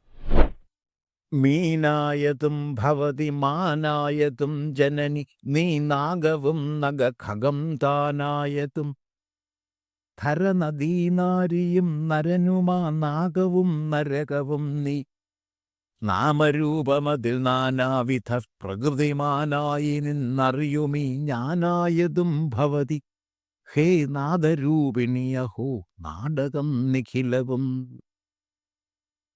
മീനായതും ഭവതി മാനായതും ജനനി നീ നാഗവും നഖകം താനായതും ധരനദീനാരിയും നരനുമാ നാഗവും നരകവും നീ നാമരൂപമതിൽ നാനാവിധ പ്രകൃതിമാനായി നിന്നറിയുമീ ഞാനായതും ഭവതി ഹേ നാദരൂപിണിയഹോ നാടകം നിഖിലവും. ഹേ നാദരൂപിണി, നാദസ്വരൂപിണിയായവളെ, മീനായതും ഭവതി മാനായതും ജനനി നീ. മീനായിരിക്കുന്നതും മാനായിരിക്കുന്നതും ജനനിയായ നീ തന്നെയാണ്. നാഗവും നീ, നാഗമായിരിക്കുന്നതും നീയാണ്. നഖകം താനായതും നീ, നഖമായതാ പർവ്വതമായിരിക്കുന്നതും ഖഗം പക്ഷിയായിരിക്കുന്നതും നീയാണ്. ധര നദീ നാരിയും നരനും ആ നാഗവും നരകവും നീ. ഭൂമിയായും നദിയായും നരനായും നാരിയായി സ്വർഗമായും നരകമായും പകർന്നാടുന്നത് നീ തന്നെയാണ്. നാമരൂപമതിൽ, നാമവും രൂപവും കൂടിച്ചേർന്ന് നീ അതിൽ വിരാജിക്കൂ. നാനാവിധ പ്രകൃതിമാനായി നിന്നറിയുമീ ഞാനായതും ഭവതി. നാനാവിധത്തിൽ പ്രഭാസിക്കുന്ന പ്രകൃതി പ്രതിഭാസങ്ങളെയെല്ലാം അതേപോലെ അറിയുന്ന ഈ ഞാനായിരിക്കുന്നതും ഭവതി തന്നെയാണ്. അഹോ ആശ്ചര്യം! നാടകം നിഖിലവും, എല്ലാം ഒരു നാടകം തന്നെ. ശ്ലോകത്തിൻ്റെ വാച്യാർത്ഥം ഇങ്ങനെയാണ്: ഹേ നാദരൂപിണി, മീനായും മാനായും നാഗമായും നഖമായും പക്ഷിയായും ധരയായും നരനായും നാരിയായും നാഗമായും നരകമായും അനേകം നാമരൂപങ്ങളോടുകൂടി പ്രപഞ്ചത്തിലുള്ള സർവ്വതുമായി ഭാവം പകർന്നാടുന്നത് നീ തന്നെയാണ്. ഇതൊക്കെയും അതാതു പ്രകാരത്തിൽ അറിഞ്ഞുകൊണ്ടിരിക്കുന്ന ഈ ഞാനായും പകർന്നാടുന്നത് നീ തന്നെയാണ്. സർവ്വതും നീ നടിക്കുന്ന പ്രപഞ്ച നാടകത്തിലെ വൈവിധ്യമാർന്ന ഓരോരോ മുഖങ്ങൾ മാത്രമാകുന്നു. ആശ്ചര്യമെന്നല്ലാതെ എന്തു പറയാൻ? അനന്തകോടി ജീവജാലങ്ങളും ചരാചരങ്ങളും ഉൾക്കൊള്ളുന്ന വിശ്വപ്രപഞ്ചം ഒരു മഹാത്ഭുതമാണ്. നാദരൂപിണിയായ ദേവിയിൽ നിന്നുമാണ് ഈ അത്ഭുത പ്രപഞ്ചം ജനിക്കുന്നത്. നാദപ്രപഞ്ചവും നാമപ്രപഞ്ചവും എന്ന തരത്തിൽ വിശ്വസ്തിതങ്ങളായ സർവത്തെയും സാക്ഷാത്കരിക്കാവുന്നതാണെന്നാണ് ഗുരു ഈ ശ്ലോകത്തിലൂടെ പറഞ്ഞു തരുന്നത്. വസ്തുക്കളെയും വസ്തുതകളെയും ദ്യോതിപ്പിക്കുന്ന പദങ്ങളാണ് നാമങ്ങൾ അഥവാ പേരുകൾ. നാമങ്ങളെല്ലാം നാദാത്മകങ്ങളാണ്. മറ്റൊരു തരത്തിൽ പറഞ്ഞാൽ നാദരൂപത്തിൽ ധ്വനിപ്പിക്കാവുന്നവയാണ് എല്ലാ നാമങ്ങളും. മീൻ എന്ന നാമം ഉച്ചരിച്ചു കേട്ടാൽ ഉടൻ തന്നെ മീൻ എന്ന ജലജീവിയുടെ രൂപം നമ്മുടെ മനസ്സിൽ തെളിയും. മാൻ എന്നുച്ചരിച്ചു കേൾക്കുമ്പോൾ കാട്ടുമൃഗമായ മാൻ നമ്മുടെ മനസ്സിൽ ഓടിയെത്തും. പർവ്വതം, പാമ്പ്, പക്ഷി തുടങ്ങിയ പദങ്ങളുടെ ധ്വനിവിശേഷങ്ങൾക്ക് അവയെ ഓരോന്നിനെയും യഥാതഥം ദ്യോതിപ്പിക്കാനും ദർശിപ്പിക്കാനുമുള്ള ശേഷിയുണ്ട്. നരനെന്നും നാരി എന്നുമുള്ള പദങ്ങൾക്ക് സ്ത്രീ പുരുഷ ഭേദത്തെ ധ്വനിപ്പിക്കാനുള്ള കഴിവുണ്ട്. ധര എന്ന് കേട്ടാൽ ഉടൻ തന്നെ സർവത്തെയും ധരിക്കുന്നവളായ ഭൂമിയെ നാം മനസ്സിൽ കാണും. നദി എന്ന വാക്ക് കേൾക്കുമ്പോൾ നദിയുടെ അഥവാ ശബ്ദമുണ്ടാക്കി ഒഴുകുന്ന നദീരൂപം നമ്മുടെ മനസ്സിൽ തെളിയും. സ്വർഗം, നരകം എന്നീ പദങ്ങൾ കേൾക്കുമ്പോൾ അവ പ്രതിനിധാനം ചെയ്യുന്ന ലോകങ്ങളെ നാം അറിയാതെ ഭാവന ചെയ്തു പോകും. നമ്മുടെ ഉള്ളിൻ്റെ ഉള്ളിൽ വർത്തിക്കുന്ന ആത്മതേജസ്സാണ് നാനാവിധ പ്രകൃതത്തോടുകൂടിയ ലോകങ്ങളെ അനുഭവവേദ്യമാക്കി തീർക്കുന്നത്. ആ ആത്മതേജസ്സിനെയാണ് ഞാൻ എന്ന പദം ധ്വനിപ്പിക്കുന്നത്. ഇതെല്ലാം യഥാർത്ഥം നമ്മെ അനുഭവിപ്പിക്കുന്ന ജ്ഞാനസ്വരൂപിണിയാണ് ഏകയും അഖണ്ഡസ്വരൂപിണിയുമായ ജ്ഞാനജനനി. ആ ജനനിയാൽ വിശ്വം മുഴുവൻ നിറഞ്ഞിരിക്കും. നാനാവിധ പ്രകൃതിമാനായി ഇതെല്ലാം അറിഞ്ഞുകൊണ്ടിരിക്കുന്ന ഈ ഞാനും നാദസ്വരൂപിണിയായ അമ്മയുടെ ഭാഗം തന്നെയാകും. ചുരുക്കി പറഞ്ഞാൽ നാദരൂപത്തിൽ പ്രഭാവിതമാകുന്ന അറിവാണ് നാമരൂപാദികളോടുകൂടിയ പ്രപഞ്ചമായി നാം അറിയുന്നത്.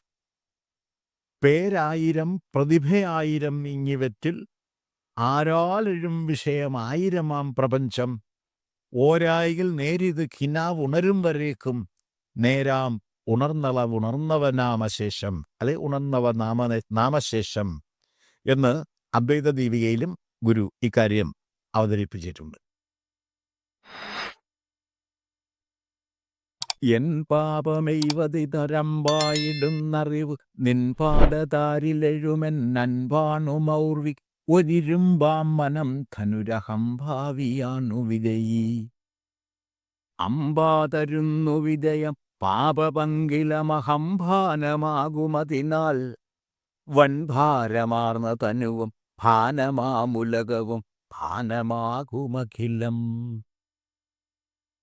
എൻ പാപമെയ്വതിന് ഒരമ്പായിടുന്നറിവ് നിൻ പാദതാരിലെഴും എൻ അൻപാണു മൗർവി ഒരിരുമ്പാം മനം ധനുരഹംഭാവിയാണ് വിജയീ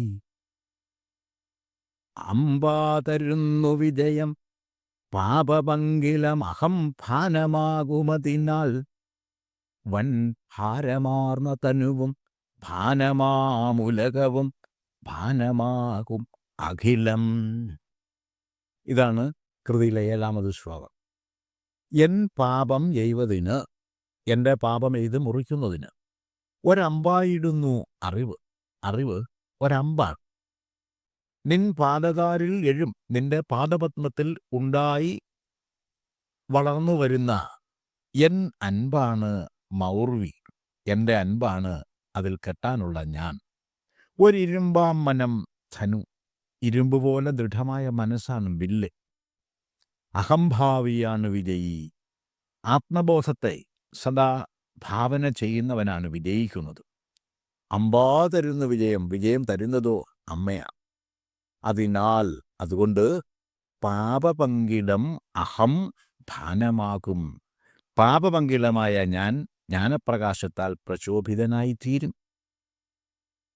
അഖിലം ഉലകവും ഭാനമാകും, സർവലോകവും ജ്ഞാനപ്രകാശത്താൽ ശോഭിതമായിത്തീരും. ശ്ലോകത്തിൻ്റെ വാച്യാർത്ഥം ഇങ്ങനെയാണ്: അമ്മേ, അജ്ഞാനമാകുന്ന പാപച്ചളിയിൽ ആണ്ടു പൂണ്ടവനാണ് ഈ ഞാൻ. ഇരുമ്പ് പോലെ ദൃഢമായ മനസ്സിനെ വില്ലാക്കി ആ വില്ലിൽ ഭക്തിച്ചരനും ഉറുക്കി ജ്ഞാനബാണം തൊടുത്തുവിട്ടാൽ മാത്രമേ ഈ പാപങ്ങളെ എയ്തു നശിപ്പിക്കാൻ സാധിക്കൂ. അഹംബോധ വിചാരത്തിൽ സദാ അനുസന്ധാനം ചെയ്യുന്നവന് മാത്രമേ ലക്ഷ്യപ്രാപ്തി കൈവരിക്കാൻ സാധിക്കൂ. അമ്മേ, നീ തന്നെയാണല്ലോ വിജയിയെ നിർണയിക്കുന്നത്. നിന്റെ പാദപത്മങ്ങളിൽ എനിക്കുള്ള ജ്ഞാനഭക്തി തഴപ്പ് എന്നിലെ ജ്ഞാനപ്രകാശം വർദ്ധിതമാക്കി തീർക്കും എന്ന കാര്യത്തിൽ എനിക്ക് ഉറപ്പുണ്ട്. ഒപ്പം തന്നെ എന്നിലെ വ്യക്തിസത്ത ഉൾപ്പെടെയുള്ള സർവ്വതും ഒന്നായ മാമതിയുടെ ഭാഗങ്ങളാണെന്ന ബോധ്യവും ദൃഢീകരിച്ചു കിട്ടുന്നതാണ്. ഇനി ഈ ശ്ലോകത്തിലെ ഓരോ പ്രയോഗങ്ങളെ നമുക്ക് വ്യാഖ്യാനിക്കാം. എൻ പാപമെയ്വതിനൊരമ്പായിടുന്നറിവ് എന്ന് പറഞ്ഞുകൊണ്ടാണ് ശ്ലോകം സമാരംഭിക്കുന്നത്. ഞാൻ പാപിയാകുന്നു എന്ന സ്വയം ബോധ്യം അറിവിൻ്റെ ഉദയമാണ്. ദുഷ്കർമ്മങ്ങൾ ചെയ്തുപോയി എന്ന ബോധ്യത്തിൽ നിന്നും ഉടലെടുക്കുന്ന കുറ്റബോധം തന്നെയാണ് പാപബോധം. കർമ്മങ്ങളെ സൽക്കർമ്മങ്ങളെന്നും ദുഷ്കർമ്മങ്ങളെന്നും വേർതിരിച്ച് അറിയുന്നതിൻ്റെ മാനദണ്ഡവും അറിവാണ്. സ്വയം പാപിയായി തീരാൻ ആരും ആഗ്രഹിക്കുന്നില്ല. പുണ്യപാപങ്ങൾ മനുഷ്യന് മാത്രമേ അനുഭവപ്പെടുന്നുള്ളൂ. ലോകത്തുള്ള സർവ്വജീവികളും ആത്മസുഖം അനുഭവിക്കുന്നുണ്ട്. ഒരേ പരമാത്മസത്ത തന്നെയാണ് ജീവാത്മഭാവത്തിൽ സർവ്വപ്രാണികളിലും വർത്തിക്കുന്നത്. അതുകൊണ്ട് തന്നെ ആത്മസുഖത്തിന് ഒരേ സ്വഭാവമായിരിക്കാനേ തരമുള്ളൂ. നമ്മുടെ ആത്മസുഖത്തിന് വിഘാതമുണ്ടാക്കുന്ന അന്യരുടെ പ്രവൃത്തികളെ വിവേകബുദ്ധിയോടുകൂടി വിചാരം ചെയ്തറിയുന്നവർക്ക് പരദ്രോഹമുണ്ടാക്കുന്ന കർമ്മങ്ങളിൽ ഏർപ്പെടുവാനൊരിക്കലും സാധ്യമല്ല. വിവേകം ജ്ഞാനോദയം തന്നെയാണ്. ഇക്കാര്യമാണ് എൻ പാപമെയ്വതിന് ഒരമ്പായിടുന്നു അറിവ് എന്ന് കാവ്യാത്മകമായി ഗുരു ഇവിടെ പറഞ്ഞിരിക്കുന്നു. നിൻ പാദതാരിലെഴും എൻ അൻപാണോ മൗർവി ഒരിരുമ്പാം മനം ധനു അമ്പാതരുന്നു വിജയം. ഇതാണ് തുടർന്ന് പറഞ്ഞിരിക്കുന്ന വരികൾ. ഞാൻ പാപിയാകുന്നു എന്ന ബോധം ഒരാളിലുണ്ടാവുന്നത് അറിവിൻ്റെ രൂപത്തിലാണ്. പാപമോചനത്തിനുള്ള മാർഗം തെളിയുന്നതും അറിവിൻ്റെ രൂപത്തിൽ തന്നെയാണ്. ഇങ്ങനെ ജ്ഞാനപ്രകാശത്താൽ പ്രഭാവിതമായ മനസ്സിൻ്റെ ഉടമയായി തീർന്നാൽ മാത്രമേ ഏതൊരാൾക്കും എന്നേക്കുമായി പാപമോചിതനായി തീരാൻ സാധിക്കൂ. അതിന് ജ്ഞാനാംബികയുടെ അനുഗ്രഹം അനിവാര്യമാണ് താനും. അമ്മേ, നിന്റെ കാലടികളിൽ പ്രതിഷ്ഠിതമായ എൻ്റെ മനസ്സിൽ വളർന്നുറച്ച ഭക്തിച്ചരട് ഇരുമ്പ് പോലെ ദൃഢമായ മനസ്സിൽ ബന്ധിച്ച് അതിനെ വില്ലാക്കി അറിവാകുന്ന ബാണം തൊടുത്തുവിട്ടാൽ എൻ്റെ പാപങ്ങളെല്ലാം ഭസ്മീകരിക്കപ്പെടുക തന്നെ ചെയ്യും.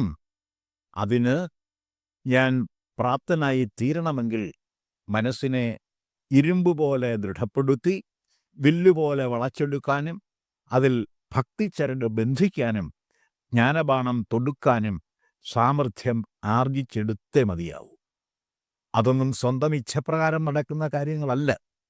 അമ്പാ തരുന്നു വിജയം എന്ന ഗുരുമൊഴിയുടെ രഹസ്യം ഇതാണ്. അതിനാൽ പാപപങ്കിലമഹംഭാനമാകും. ഞാൻ കർത്താവാകുന്നു, അതായത് ഞാനാണിതൊക്കെ ചെയ്യുന്നത് എന്ന തോന്നലുള്ളിടത്ത് മാത്രമേ പുണ്യപാപ ചിന്തകൾക്ക് പ്രസക്തിയുള്ളൂ. വിശ്വജനനിയായ ദേവിയുടെ ഇച്ഛയ്ക്ക് വിരുദ്ധമായി ഇവിടെ യാതൊന്നും സംഭവിക്കുന്നില്ല എന്നും ഞാൻ ഉൾപ്പെടെ ഈ ലോകത്തുള്ള സർവ്വജീവികളും ജഗദംബികയുടെ ഇച്ഛാനുസരണമാണ് പ്രവർത്തിക്കുന്നത് എന്നുമുള്ള അറിവ് ഉറച്ചു കിട്ടുമ്പോൾ നാം ചെയ്യുന്നത് പുണ്യമായാലും പാപമായാലും അതിൻ്റെ ഉത്തരവാദിത്വം ജഗദംബികയ്ക്ക് തന്നെയാണെന്നും ബോധ്യപ്പെട്ട് കിട്ടുന്നതാണ്. അതോടെ പുണ്യപാപ ചിന്തകൾ വിട്ടൊഴിഞ്ഞ് മനസ്സ് ജ്ഞാനാനന്ദ പൂരിതമായി തീരുകയും ചെയ്യും. ഞാൻ പാപിയാകുന്നു എന്ന തോന്നൽ ഇപ്രകാരം ദൂരീകരിക്കപ്പെടുന്നതോടെ അഹംബോധവും പ്രകാശാത്മകമായി ഭവിക്കും. വൻ ഭാരമാർന്ന തനുവും ഭാനമാ. ഞാൻ എൻ്റേതായ സത്താവിശേഷങ്ങളോടുകൂടിയവനാകുന്നു എന്ന തോന്നൽ എപ്പോഴാണോ അസ്തമിക്കുന്നത്, അപ്പോഴാ തോന്നലുകളെ ജനിപ്പിക്കുന്ന ഉപാധികളായ ശരീരം, അന്ധക്കരണം, ഇന്ദ്രിയങ്ങൾ എന്നിവയും വാസ്തവത്തിൽ ജഗദാത്മാവിൻ്റെ തന്നെ ഭാവപ്രകാശം തന്നെയാകുന്നു എന്ന ബോധവും ഉറച്ചു കിട്ടുന്നതാണ്. അതോടെ സ്ഥൂലദേഹം പോലും അറിവിൻ്റെ ഭാഗമായി സ്വയം സാക്ഷാത്കരിക്കപ്പെടുന്നതാണ്. അഖിലം ഉലകവും ഭാനമാക്കും. സ്വന്തം ശരീരത്തെ ജ്ഞാനസ്വരൂപതയിൽ വിലയിപ്പിച്ച് സാക്ഷാത്കരിക്കുന്ന ജ്ഞാനികൾക്ക് പ്രാപഞ്ചികമായ സർവ്വതിൻ്റെയും ഉണ്മകളെ അറിവിൽ വിലയിപ്പിക്കുവാൻ പ്രയാസമില്ല. ഏകവും അഖണ്ഡവുമായ പരൻപൊരുളിൽ വിലയിപ്പിച്ച് ദർശിക്കാൻ സാധ്യമല്ലാത്തതായി ഇവിടെ യാതൊന്നുമില്ല എന്നാണ് ഈ പറഞ്ഞിരിക്കുന്നതിൻ്റെ പൊരുൾ. ഗുരുദേവകൃതമായ ദർശനമാലയിലെ ഭാനദർശനം എന്ന ഖണ്ഡത്തിൽ ഇക്കാര്യം വിശദമായി പഠിപ്പിച്ചു തരുന്നുണ്ട്. സർവം ഖല്യുദം ബ്രഹ്മ എന്നും സർവം ശിവമയം എന്നുമൊക്കെ പറയപ്പെട്ടിരിക്കുന്ന ജ്ഞാന രഹസ്യം തന്നെയാണ് സർവം ദേവീമയം എന്നിവിടെ സമർത്ഥിച്ചിരിക്കുന്നത്. പ്രായോഗിക അദ്വൈത ബോധ സാക്ഷാത്കാരത്തിലേക്കുള്ള ജ്ഞാന സപര്യകളുടെ വാങ്മയ ചിത്രമായി ഈ ശ്ലോകത്തെയും നമുക്ക് വ്യാഖ്യാനിക്കാവുന്നതാണ്. സത്തായി നിന്നുപരിചിത്തായി രണ്ടുമൊരുമുത്തായി മൂന്നുമറിയും ഹൃത്തായി നിന്നതിനു വിത്തായി വിണ്ണൊടുമരുത്തായി ദൃഷ്ടി മുതലായി കൊത്തായിടും വിഷയവിസ്താരമന്നമതിനത്താവുമായി വിലസും സിദ്ധാനുഭൂതിയിലുമെത്താതെയാം അതിമഹത്തായിടും ജനനി നീ.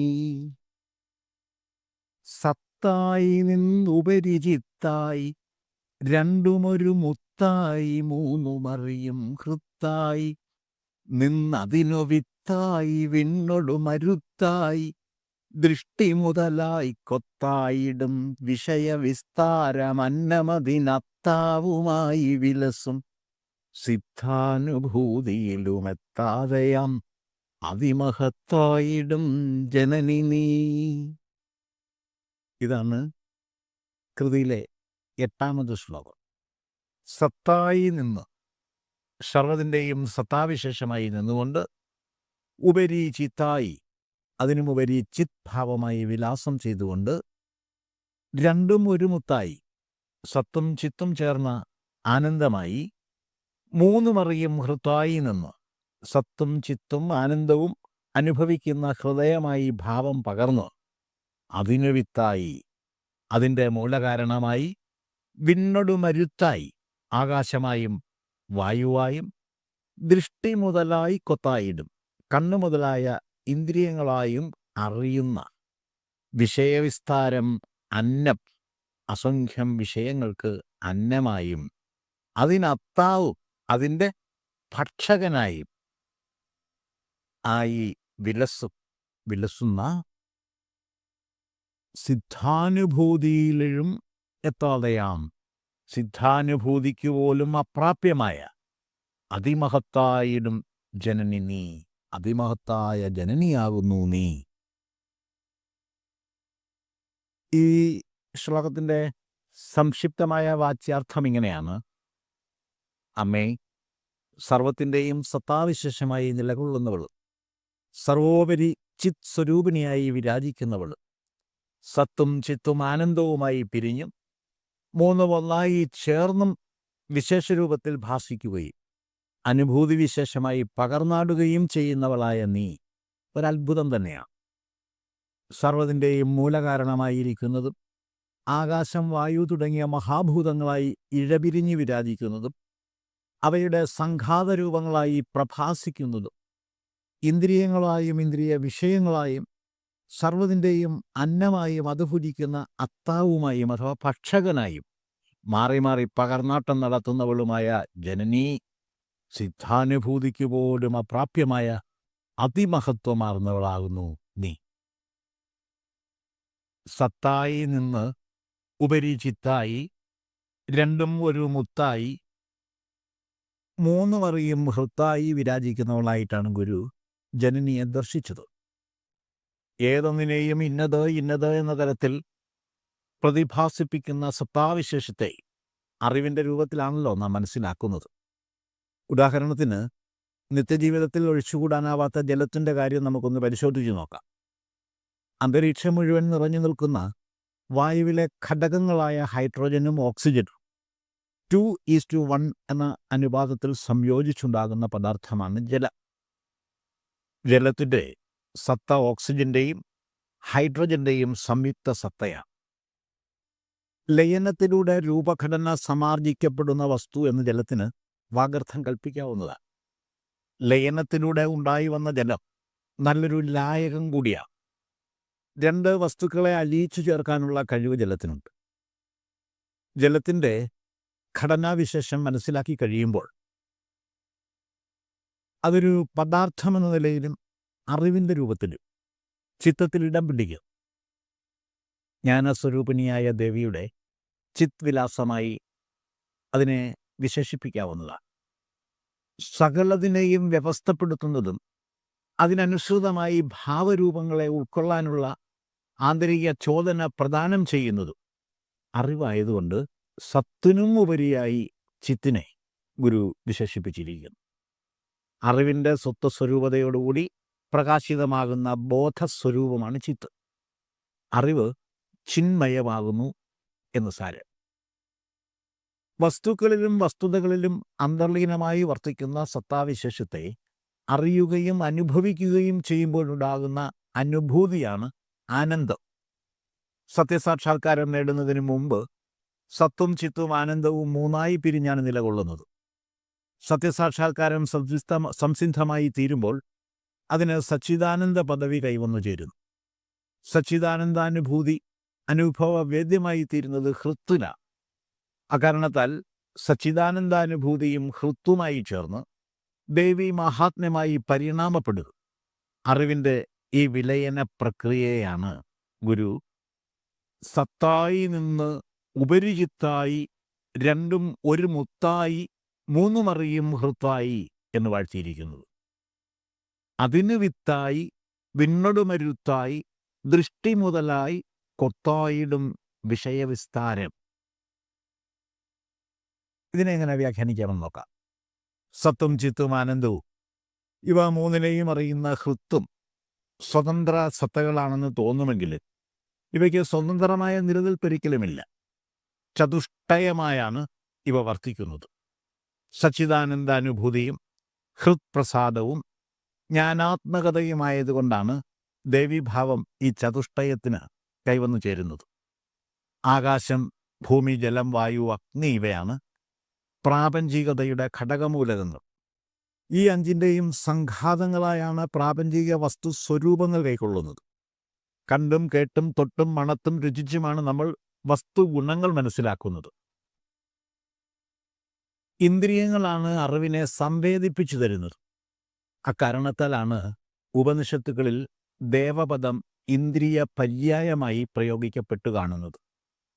ആത്മതേജോരൂപിയായി നമ്മുടെ ഉള്ളിൽ കുടികൊള്ളുന്ന ദേവി തന്നെയാണ് അറിവായി പ്രകടീഭവിക്കുന്നത്. വിഷയവിസ്താരം അഥവാ വൈവിധ്യമാർന്ന അറിവിൻ്റെ അപാരത, അതാണ് ജ്ഞാനപ്രപഞ്ചമായി വിലാസം ചെയ്യുന്നത്.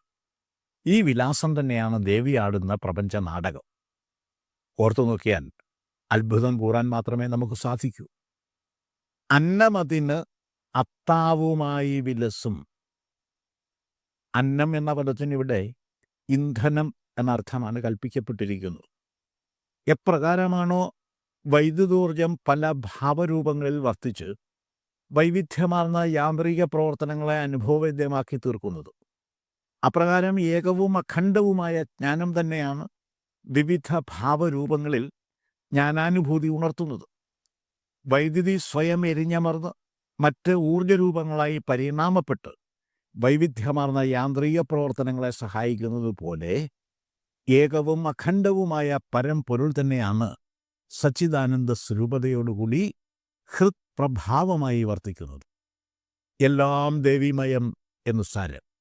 ഇതെല്ലാം വിചാരം ചെയ്ത് സാക്ഷാത്കരിച്ച യോഗീശ്വരൻ കൂടിയായിരുന്ന ശ്രീനാരായണ ഗുരുദേവൻ സിദ്ധാനുഭൂതിയിലും എത്താതെയാം അതിമഹത്തായിടും ജനനി നീ എന്ന് അത്ഭുതം കൂറിക്കൊണ്ട് ഈ ശ്ലോകം ഉപസംഹരിച്ചിരിക്കുന്നതിൻ്റെ രഹസ്യമിത. ഇനി നമുക്ക് ഈ കൃതിയിലെ 9ാമത്തെയും അവസാനത്തേതുമായ ശ്ലോകത്തിൻ്റെ പഠനത്തിലേക്ക് കടക്കാം. ഭൂവാദിഭൂതമതിനാവാസമില്ല, വെറും ആഭാസമാമിതറിവിന്നാഭാവിശേഷം, അതിനാവാസമിങ്ങുലകിലാപാദിതം ഭവതിയാൽ, നാവാദിതൻ വിഷയിതാവാസമറ്റ ഭവദാവാസമാകവിലസും ദ്യോവാണതിൻ്റെ മഹിമാവാരറിഞ്ഞു ജനനി വാഴ്ത്തുവാനുമരുതേ. ഭൂവാദിഭൂതമതിന്, ഭൂമി മുതലായ പഞ്ചഭൂതങ്ങൾക്കും അവയുടെ സംഘാതമായ പ്രപഞ്ചത്തിനും ആവാസമില്ല, സ്വന്തമായ നിലനിൽപ്പില്ല, അല്ലെങ്കിൽ സ്വന്തമായ ഇടമില്ല. വെറും ആഭാസമാമിത്, വെറും പ്രതീതിയായ ഇത് അറിവിൻ ആഭാവിശേഷം, അറിവിൻ്റെ പ്രകാശവിശേഷമാകുന്നു. ഇങ്ങുലകിൽ, ഈ ലോകത്തിൽ അതിന് ആവാസം ഭവതിയാൽ ആപാദിതം, അതിന് നിലനിൽപ്പ് ഭവതിയാൽ ഉണ്ടാക്കി തീർത്തതാണ്. നാവാദിതൻ, നാവ് മുതലായവയുടെ വിഷയീതാവാസമറ്റ ഭവത് ആവാസം, വിഷയീ എന്ന പദവിക്ക് അതീതമായ നിന്റെ വാസസ്ഥാനം അല്ലെങ്കിൽ നിന്റെ നില ആകവിലസും ദ്യോവാണ്. എല്ലായിടത്തും പ്രകാശിക്കുന്ന ദ്യോവാണല്ലേ, ചിദാകാശമാണ്. അതിൻ്റെ മഹിമാവ്, അതിൻ്റെ മഹത്വം ആരറിഞ്ഞു? ആരാണ് അറിഞ്ഞിട്ടുള്ളത്? ജനനി വാഴ്ത്തുവാനുമരുതേ. അമ്മേ, വാഴ്ത്തി സ്തുതിക്കാവുന്നതിനെല്ലാം അപ്പുറത്താണല്ലോ അത്. ശ്ലോകത്തിൻ്റെ വാച്യാർത്ഥം ഇങ്ങനെയാണ്: ഭൂമി മുതലായ പഞ്ചമഹാഭൂതങ്ങൾക്കും അവയുടെ സംഘാത സംഗ്രഹമായ വിശ്വപ്രപഞ്ചത്തിനും സ്വന്തമായ നിലനിൽപ്പില്ല. എല്ലാം പ്രതീതികൾ മാത്രമാണ്. ഏകവും അഖണ്ഡവുമായ പരമ്പൊരുളിൽ നിന്നും ഉണ്ടായി വന്ന് അതിൽ തന്നെ വിലയം പ്രാപിക്കുന്ന പ്രകാരവിശേഷങ്ങൾ മാത്രമാണ് പ്രപഞ്ചാനുഭവങ്ങളായി പ്രതീതമാകുന്നത്. ഈ പ്രതീതി അറിവിൻ്റെ രൂപത്തിലാണ് പ്രകാശിതമായി തീരുന്നത്. അതുകൊണ്ട് കേവലജ്ഞാനം തന്നെയായ ദേവിയാണ് പ്രപഞ്ചപ്രതീതി ജനിപ്പിക്കുന്നതെന്നും പറയാവുന്നതാണ്. അമ്മേ, അങ്ങനെയുള്ള നിന്റെ വൈഭവങ്ങളെ വിഷയീഭവിപ്പിക്കാൻ ഇന്ദ്രിയങ്ങൾക്ക് ശക്തിയില്ല. എല്ലായിടത്തും ഒരുപോലെ നിറഞ്ഞ് പ്രഭാസിക്കുന്ന ദ്യോവാണ് നിന്റെ വാസസ്ഥാനം. അതിൻ്റെ മഹിമാവിനെപ്പറ്റി വാഴ്ത്തി സ്തുതിക്കുവാൻ പര്യാപ്തമായ വാക്കുകൾ കിട്ടാതെ എൻ്റെ മനസ്സ് മൗനത്തിൽ അമർന്നു പോകുന്നു. ദേവീതത്വത്തിൻ്റെ ആത്യന്തികമായ ഭാവരൂപതലങ്ങളുടെ സംഗൃഹീത വർണ്ണനയാണ് ഈ ഉപസംഹാര ശ്ലോകത്തിൽ ഗുരു കോറിയിട്ടിരിക്കുന്നത്. ഭൂമി, ജലം, വായു, അഗ്നി, ആകാശം എന്നീ മഹാഭൂതങ്ങളെയാണ് ഭൂവാദിഭൂതം എന്ന് വിശേഷിപ്പിച്ചിരിക്കുന്നത്. പഞ്ചമഹാഭൂതങ്ങൾക്ക് സ്വന്തമായ നിലയില്ല എന്നും ഉണ്ട് എന്നുള്ള തോന്നൽ വെറും അറിവിൻ്റെ ആഭാസവിശേഷമാകുന്നുവെന്നും ഈ ലോകത്തുള്ള സർവ്വതും ജ്ഞാനസ്വരൂപിണിയായ ദേവിയാൽ ആപാദിതമാകുന്നു എന്നുമാണ് ശ്ലോകത്തിൻ്റെ ആദ്യ പകുതിയിൽ പറഞ്ഞിരിക്കുന്നത്. അടിമുതൽ മുടി വരെ അറിവിൽ ആമഗ്നമായിരിക്കുന്ന നിലയെയാണ് ആപാദിതം എന്ന് പറഞ്ഞിരിക്കുന്നത്. പ്രപഞ്ചം മിഥ്യയാകുന്നു എന്ന വസ്തുതാപരമായ സത്യത്തെ അസന്നിഗ്ധമായി ഈ ശ്ലോകത്തിൽ ഗുരുവിനാൽ സമർത്ഥിക്കപ്പെട്ടിരിക്കുന്നു. പ്രപഞ്ചത്തെ പ്രകർഷേണയുള്ള പഞ്ചീകൃത പ്രഭ എന്നാണ് വേദാന്തികൾ പഠിപ്പിച്ചു തരുന്നത്. അദ്വൈതബോധമാണല്ലോ വേദാന്ത സാക്ഷാത്കാരത്തിലൂടെ സംസിദ്ധമായി തീരുന്ന പാരമാർത്ഥിക ജ്ഞാനം. ഈ ജ്ഞാനതലത്തിൽ എത്തി നിന്നുകൊണ്ട് നോക്കുമ്പോൾ പ്രപഞ്ച മഹാഭൂതങ്ങളൊന്നും സ്വന്തം നിലയോടുകൂടിയവയല്ല എന്ന് ബോധ്യപ്പെട്ട് കിട്ടുന്നതാണ്. പഞ്ചമഹാഭൂതങ്ങളിൽ ആകാശമെന്ന മഹാഭൂതത്തെ സാധാരണക്കാർ അവരുടെ തലയ്ക്ക് മുകളിൽ കാണുന്ന അന്തരീക്ഷ മേലാപ്പായിട്ടാണ് തെറ്റിദ്ധരിക്കുന്നത്. വാസ്തവത്തിൽ അതല്ല ആകാശം. അവകാശ ധാതൃ ആകാശ, അതായത് സ്ഥിതി ചെയ്യാനുള്ള ഇടം നൽകുന്നതാണ് ആകാശം.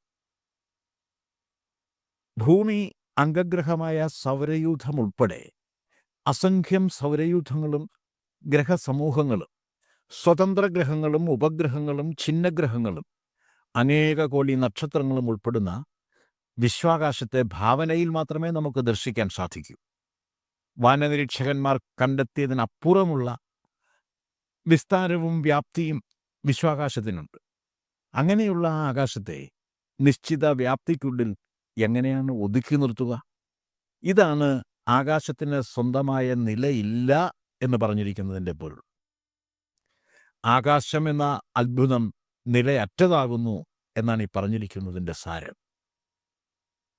ഇനി ജലത്തിൻ്റെ കാര്യം പരിശോധിക്കാം.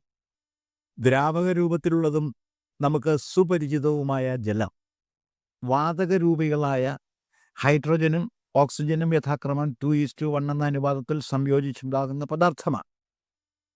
അങ്ങനെയുള്ള ജലം ബാഷ്പീകരിക്കുമ്പോൾ അതിൻ്റെ ദ്രാവകാവസ്ഥ നഷ്ടമായി തീരുന്നു. പ്രത്യക്ഷത്തിൽ ദ്രാവകരൂപിയായ ജലത്തിൻ്റെ ഘടകമൂലകങ്ങൾ വാതകരൂപികളായതുകൊണ്ട് ജലത്തിനും സ്വന്തമായ നിലയില്ല എന്ന് പറയാവുന്നതാണ്. ഹൈഡ്രജനും ഓക്സിജനും 2:2 എന്ന അനുപാതത്തിൽ വിലയിച്ച് ജലമുണ്ടാകാൻ ഊഷ്മാവിൻ്റെയും മർദ്ദത്തിൻ്റെയും സഹായം ആവശ്യമാണ്. ജലരൂപീകരണത്തിന് പിന്നിലുള്ള ശക്തികളെല്ലാം ഏകമായ പരാശക്തിയുടെ ഭാവാന്തരങ്ങളാകുന്നു എന്നർത്ഥത്തിൽ ദേവീപ്രഭാവത്തിൻ്റെ പകർന്നാട്ടം തന്നെയായി ജലരൂപീകരണത്തെ വ്യാഖ്യാനിക്കാവുന്നതാണ്. താത്വികമായി തന്നെ ഇതിനെ അറിയേണ്ടതാണ്. അഗ്നിയെ സൂക്ഷ്മ പരിശോധന നടത്തി നോക്കിയാൽ അതും ഹീലിയം, ഓക്സിജൻ, ഹൈഡ്രജൻ, കാർബൺ തുടങ്ങിയ വാതക ഘടകങ്ങളായി ഇഴപിരി. ജ്വാലകളും കനലുകളുമുള്ള അഗ്നി സ്വരൂപത്തെ മാത്രമാണ് സാധാരണക്കാർ അഗ്നിയായി മനസ്സിലാക്കുന്നത്. വാസ്തവത്തിൽ ഉഷ്ണാനുഭവങ്ങളെല്ലാം അഗ്നിജന്യങ്ങളാകുന്നു എന്നുള്ളതാണ് പരമാർത്ഥം. ഉഷ്ണവികാരം എവിടെയുണ്ടോ അവിടെ അഗ്നി സാന്നിധ്യമുണ്ട് എന്ന് സാരം. എന്നാൽ ജഠരാഗ്നി, മനനാഗ്നി, പ്രാണാഗ്നി, സഹനാഗ്നി, കാമാഗ്നി, ക്രോധാഗ്നി, വാഗഗ്നി തുടങ്ങിയ അഗ്നിഭേദങ്ങളെ ഘടകമൂലകങ്ങളായി ഇഴവിരിക്കാൻ സാധ്യമല്ലതാനും. ചുരുക്കി പറഞ്ഞാൽ അഗ്നി എന്ന മഹാഭൂതത്തിനും സ്വന്തമായ ഒരു നിലയില്ല എന്നുള്ളതാണ് സത്യം. ഇനി ഭൂമിയുടെ കാര്യം നോക്കാം. ഖരരൂപത്തിലുള്ള സർവത്തെയും പൃഥ്വിഭാവം നൽകിയാണ് വേദോപനിഷത്തുക്കൾ പഠിപ്പിച്ചു തരുന്നത്.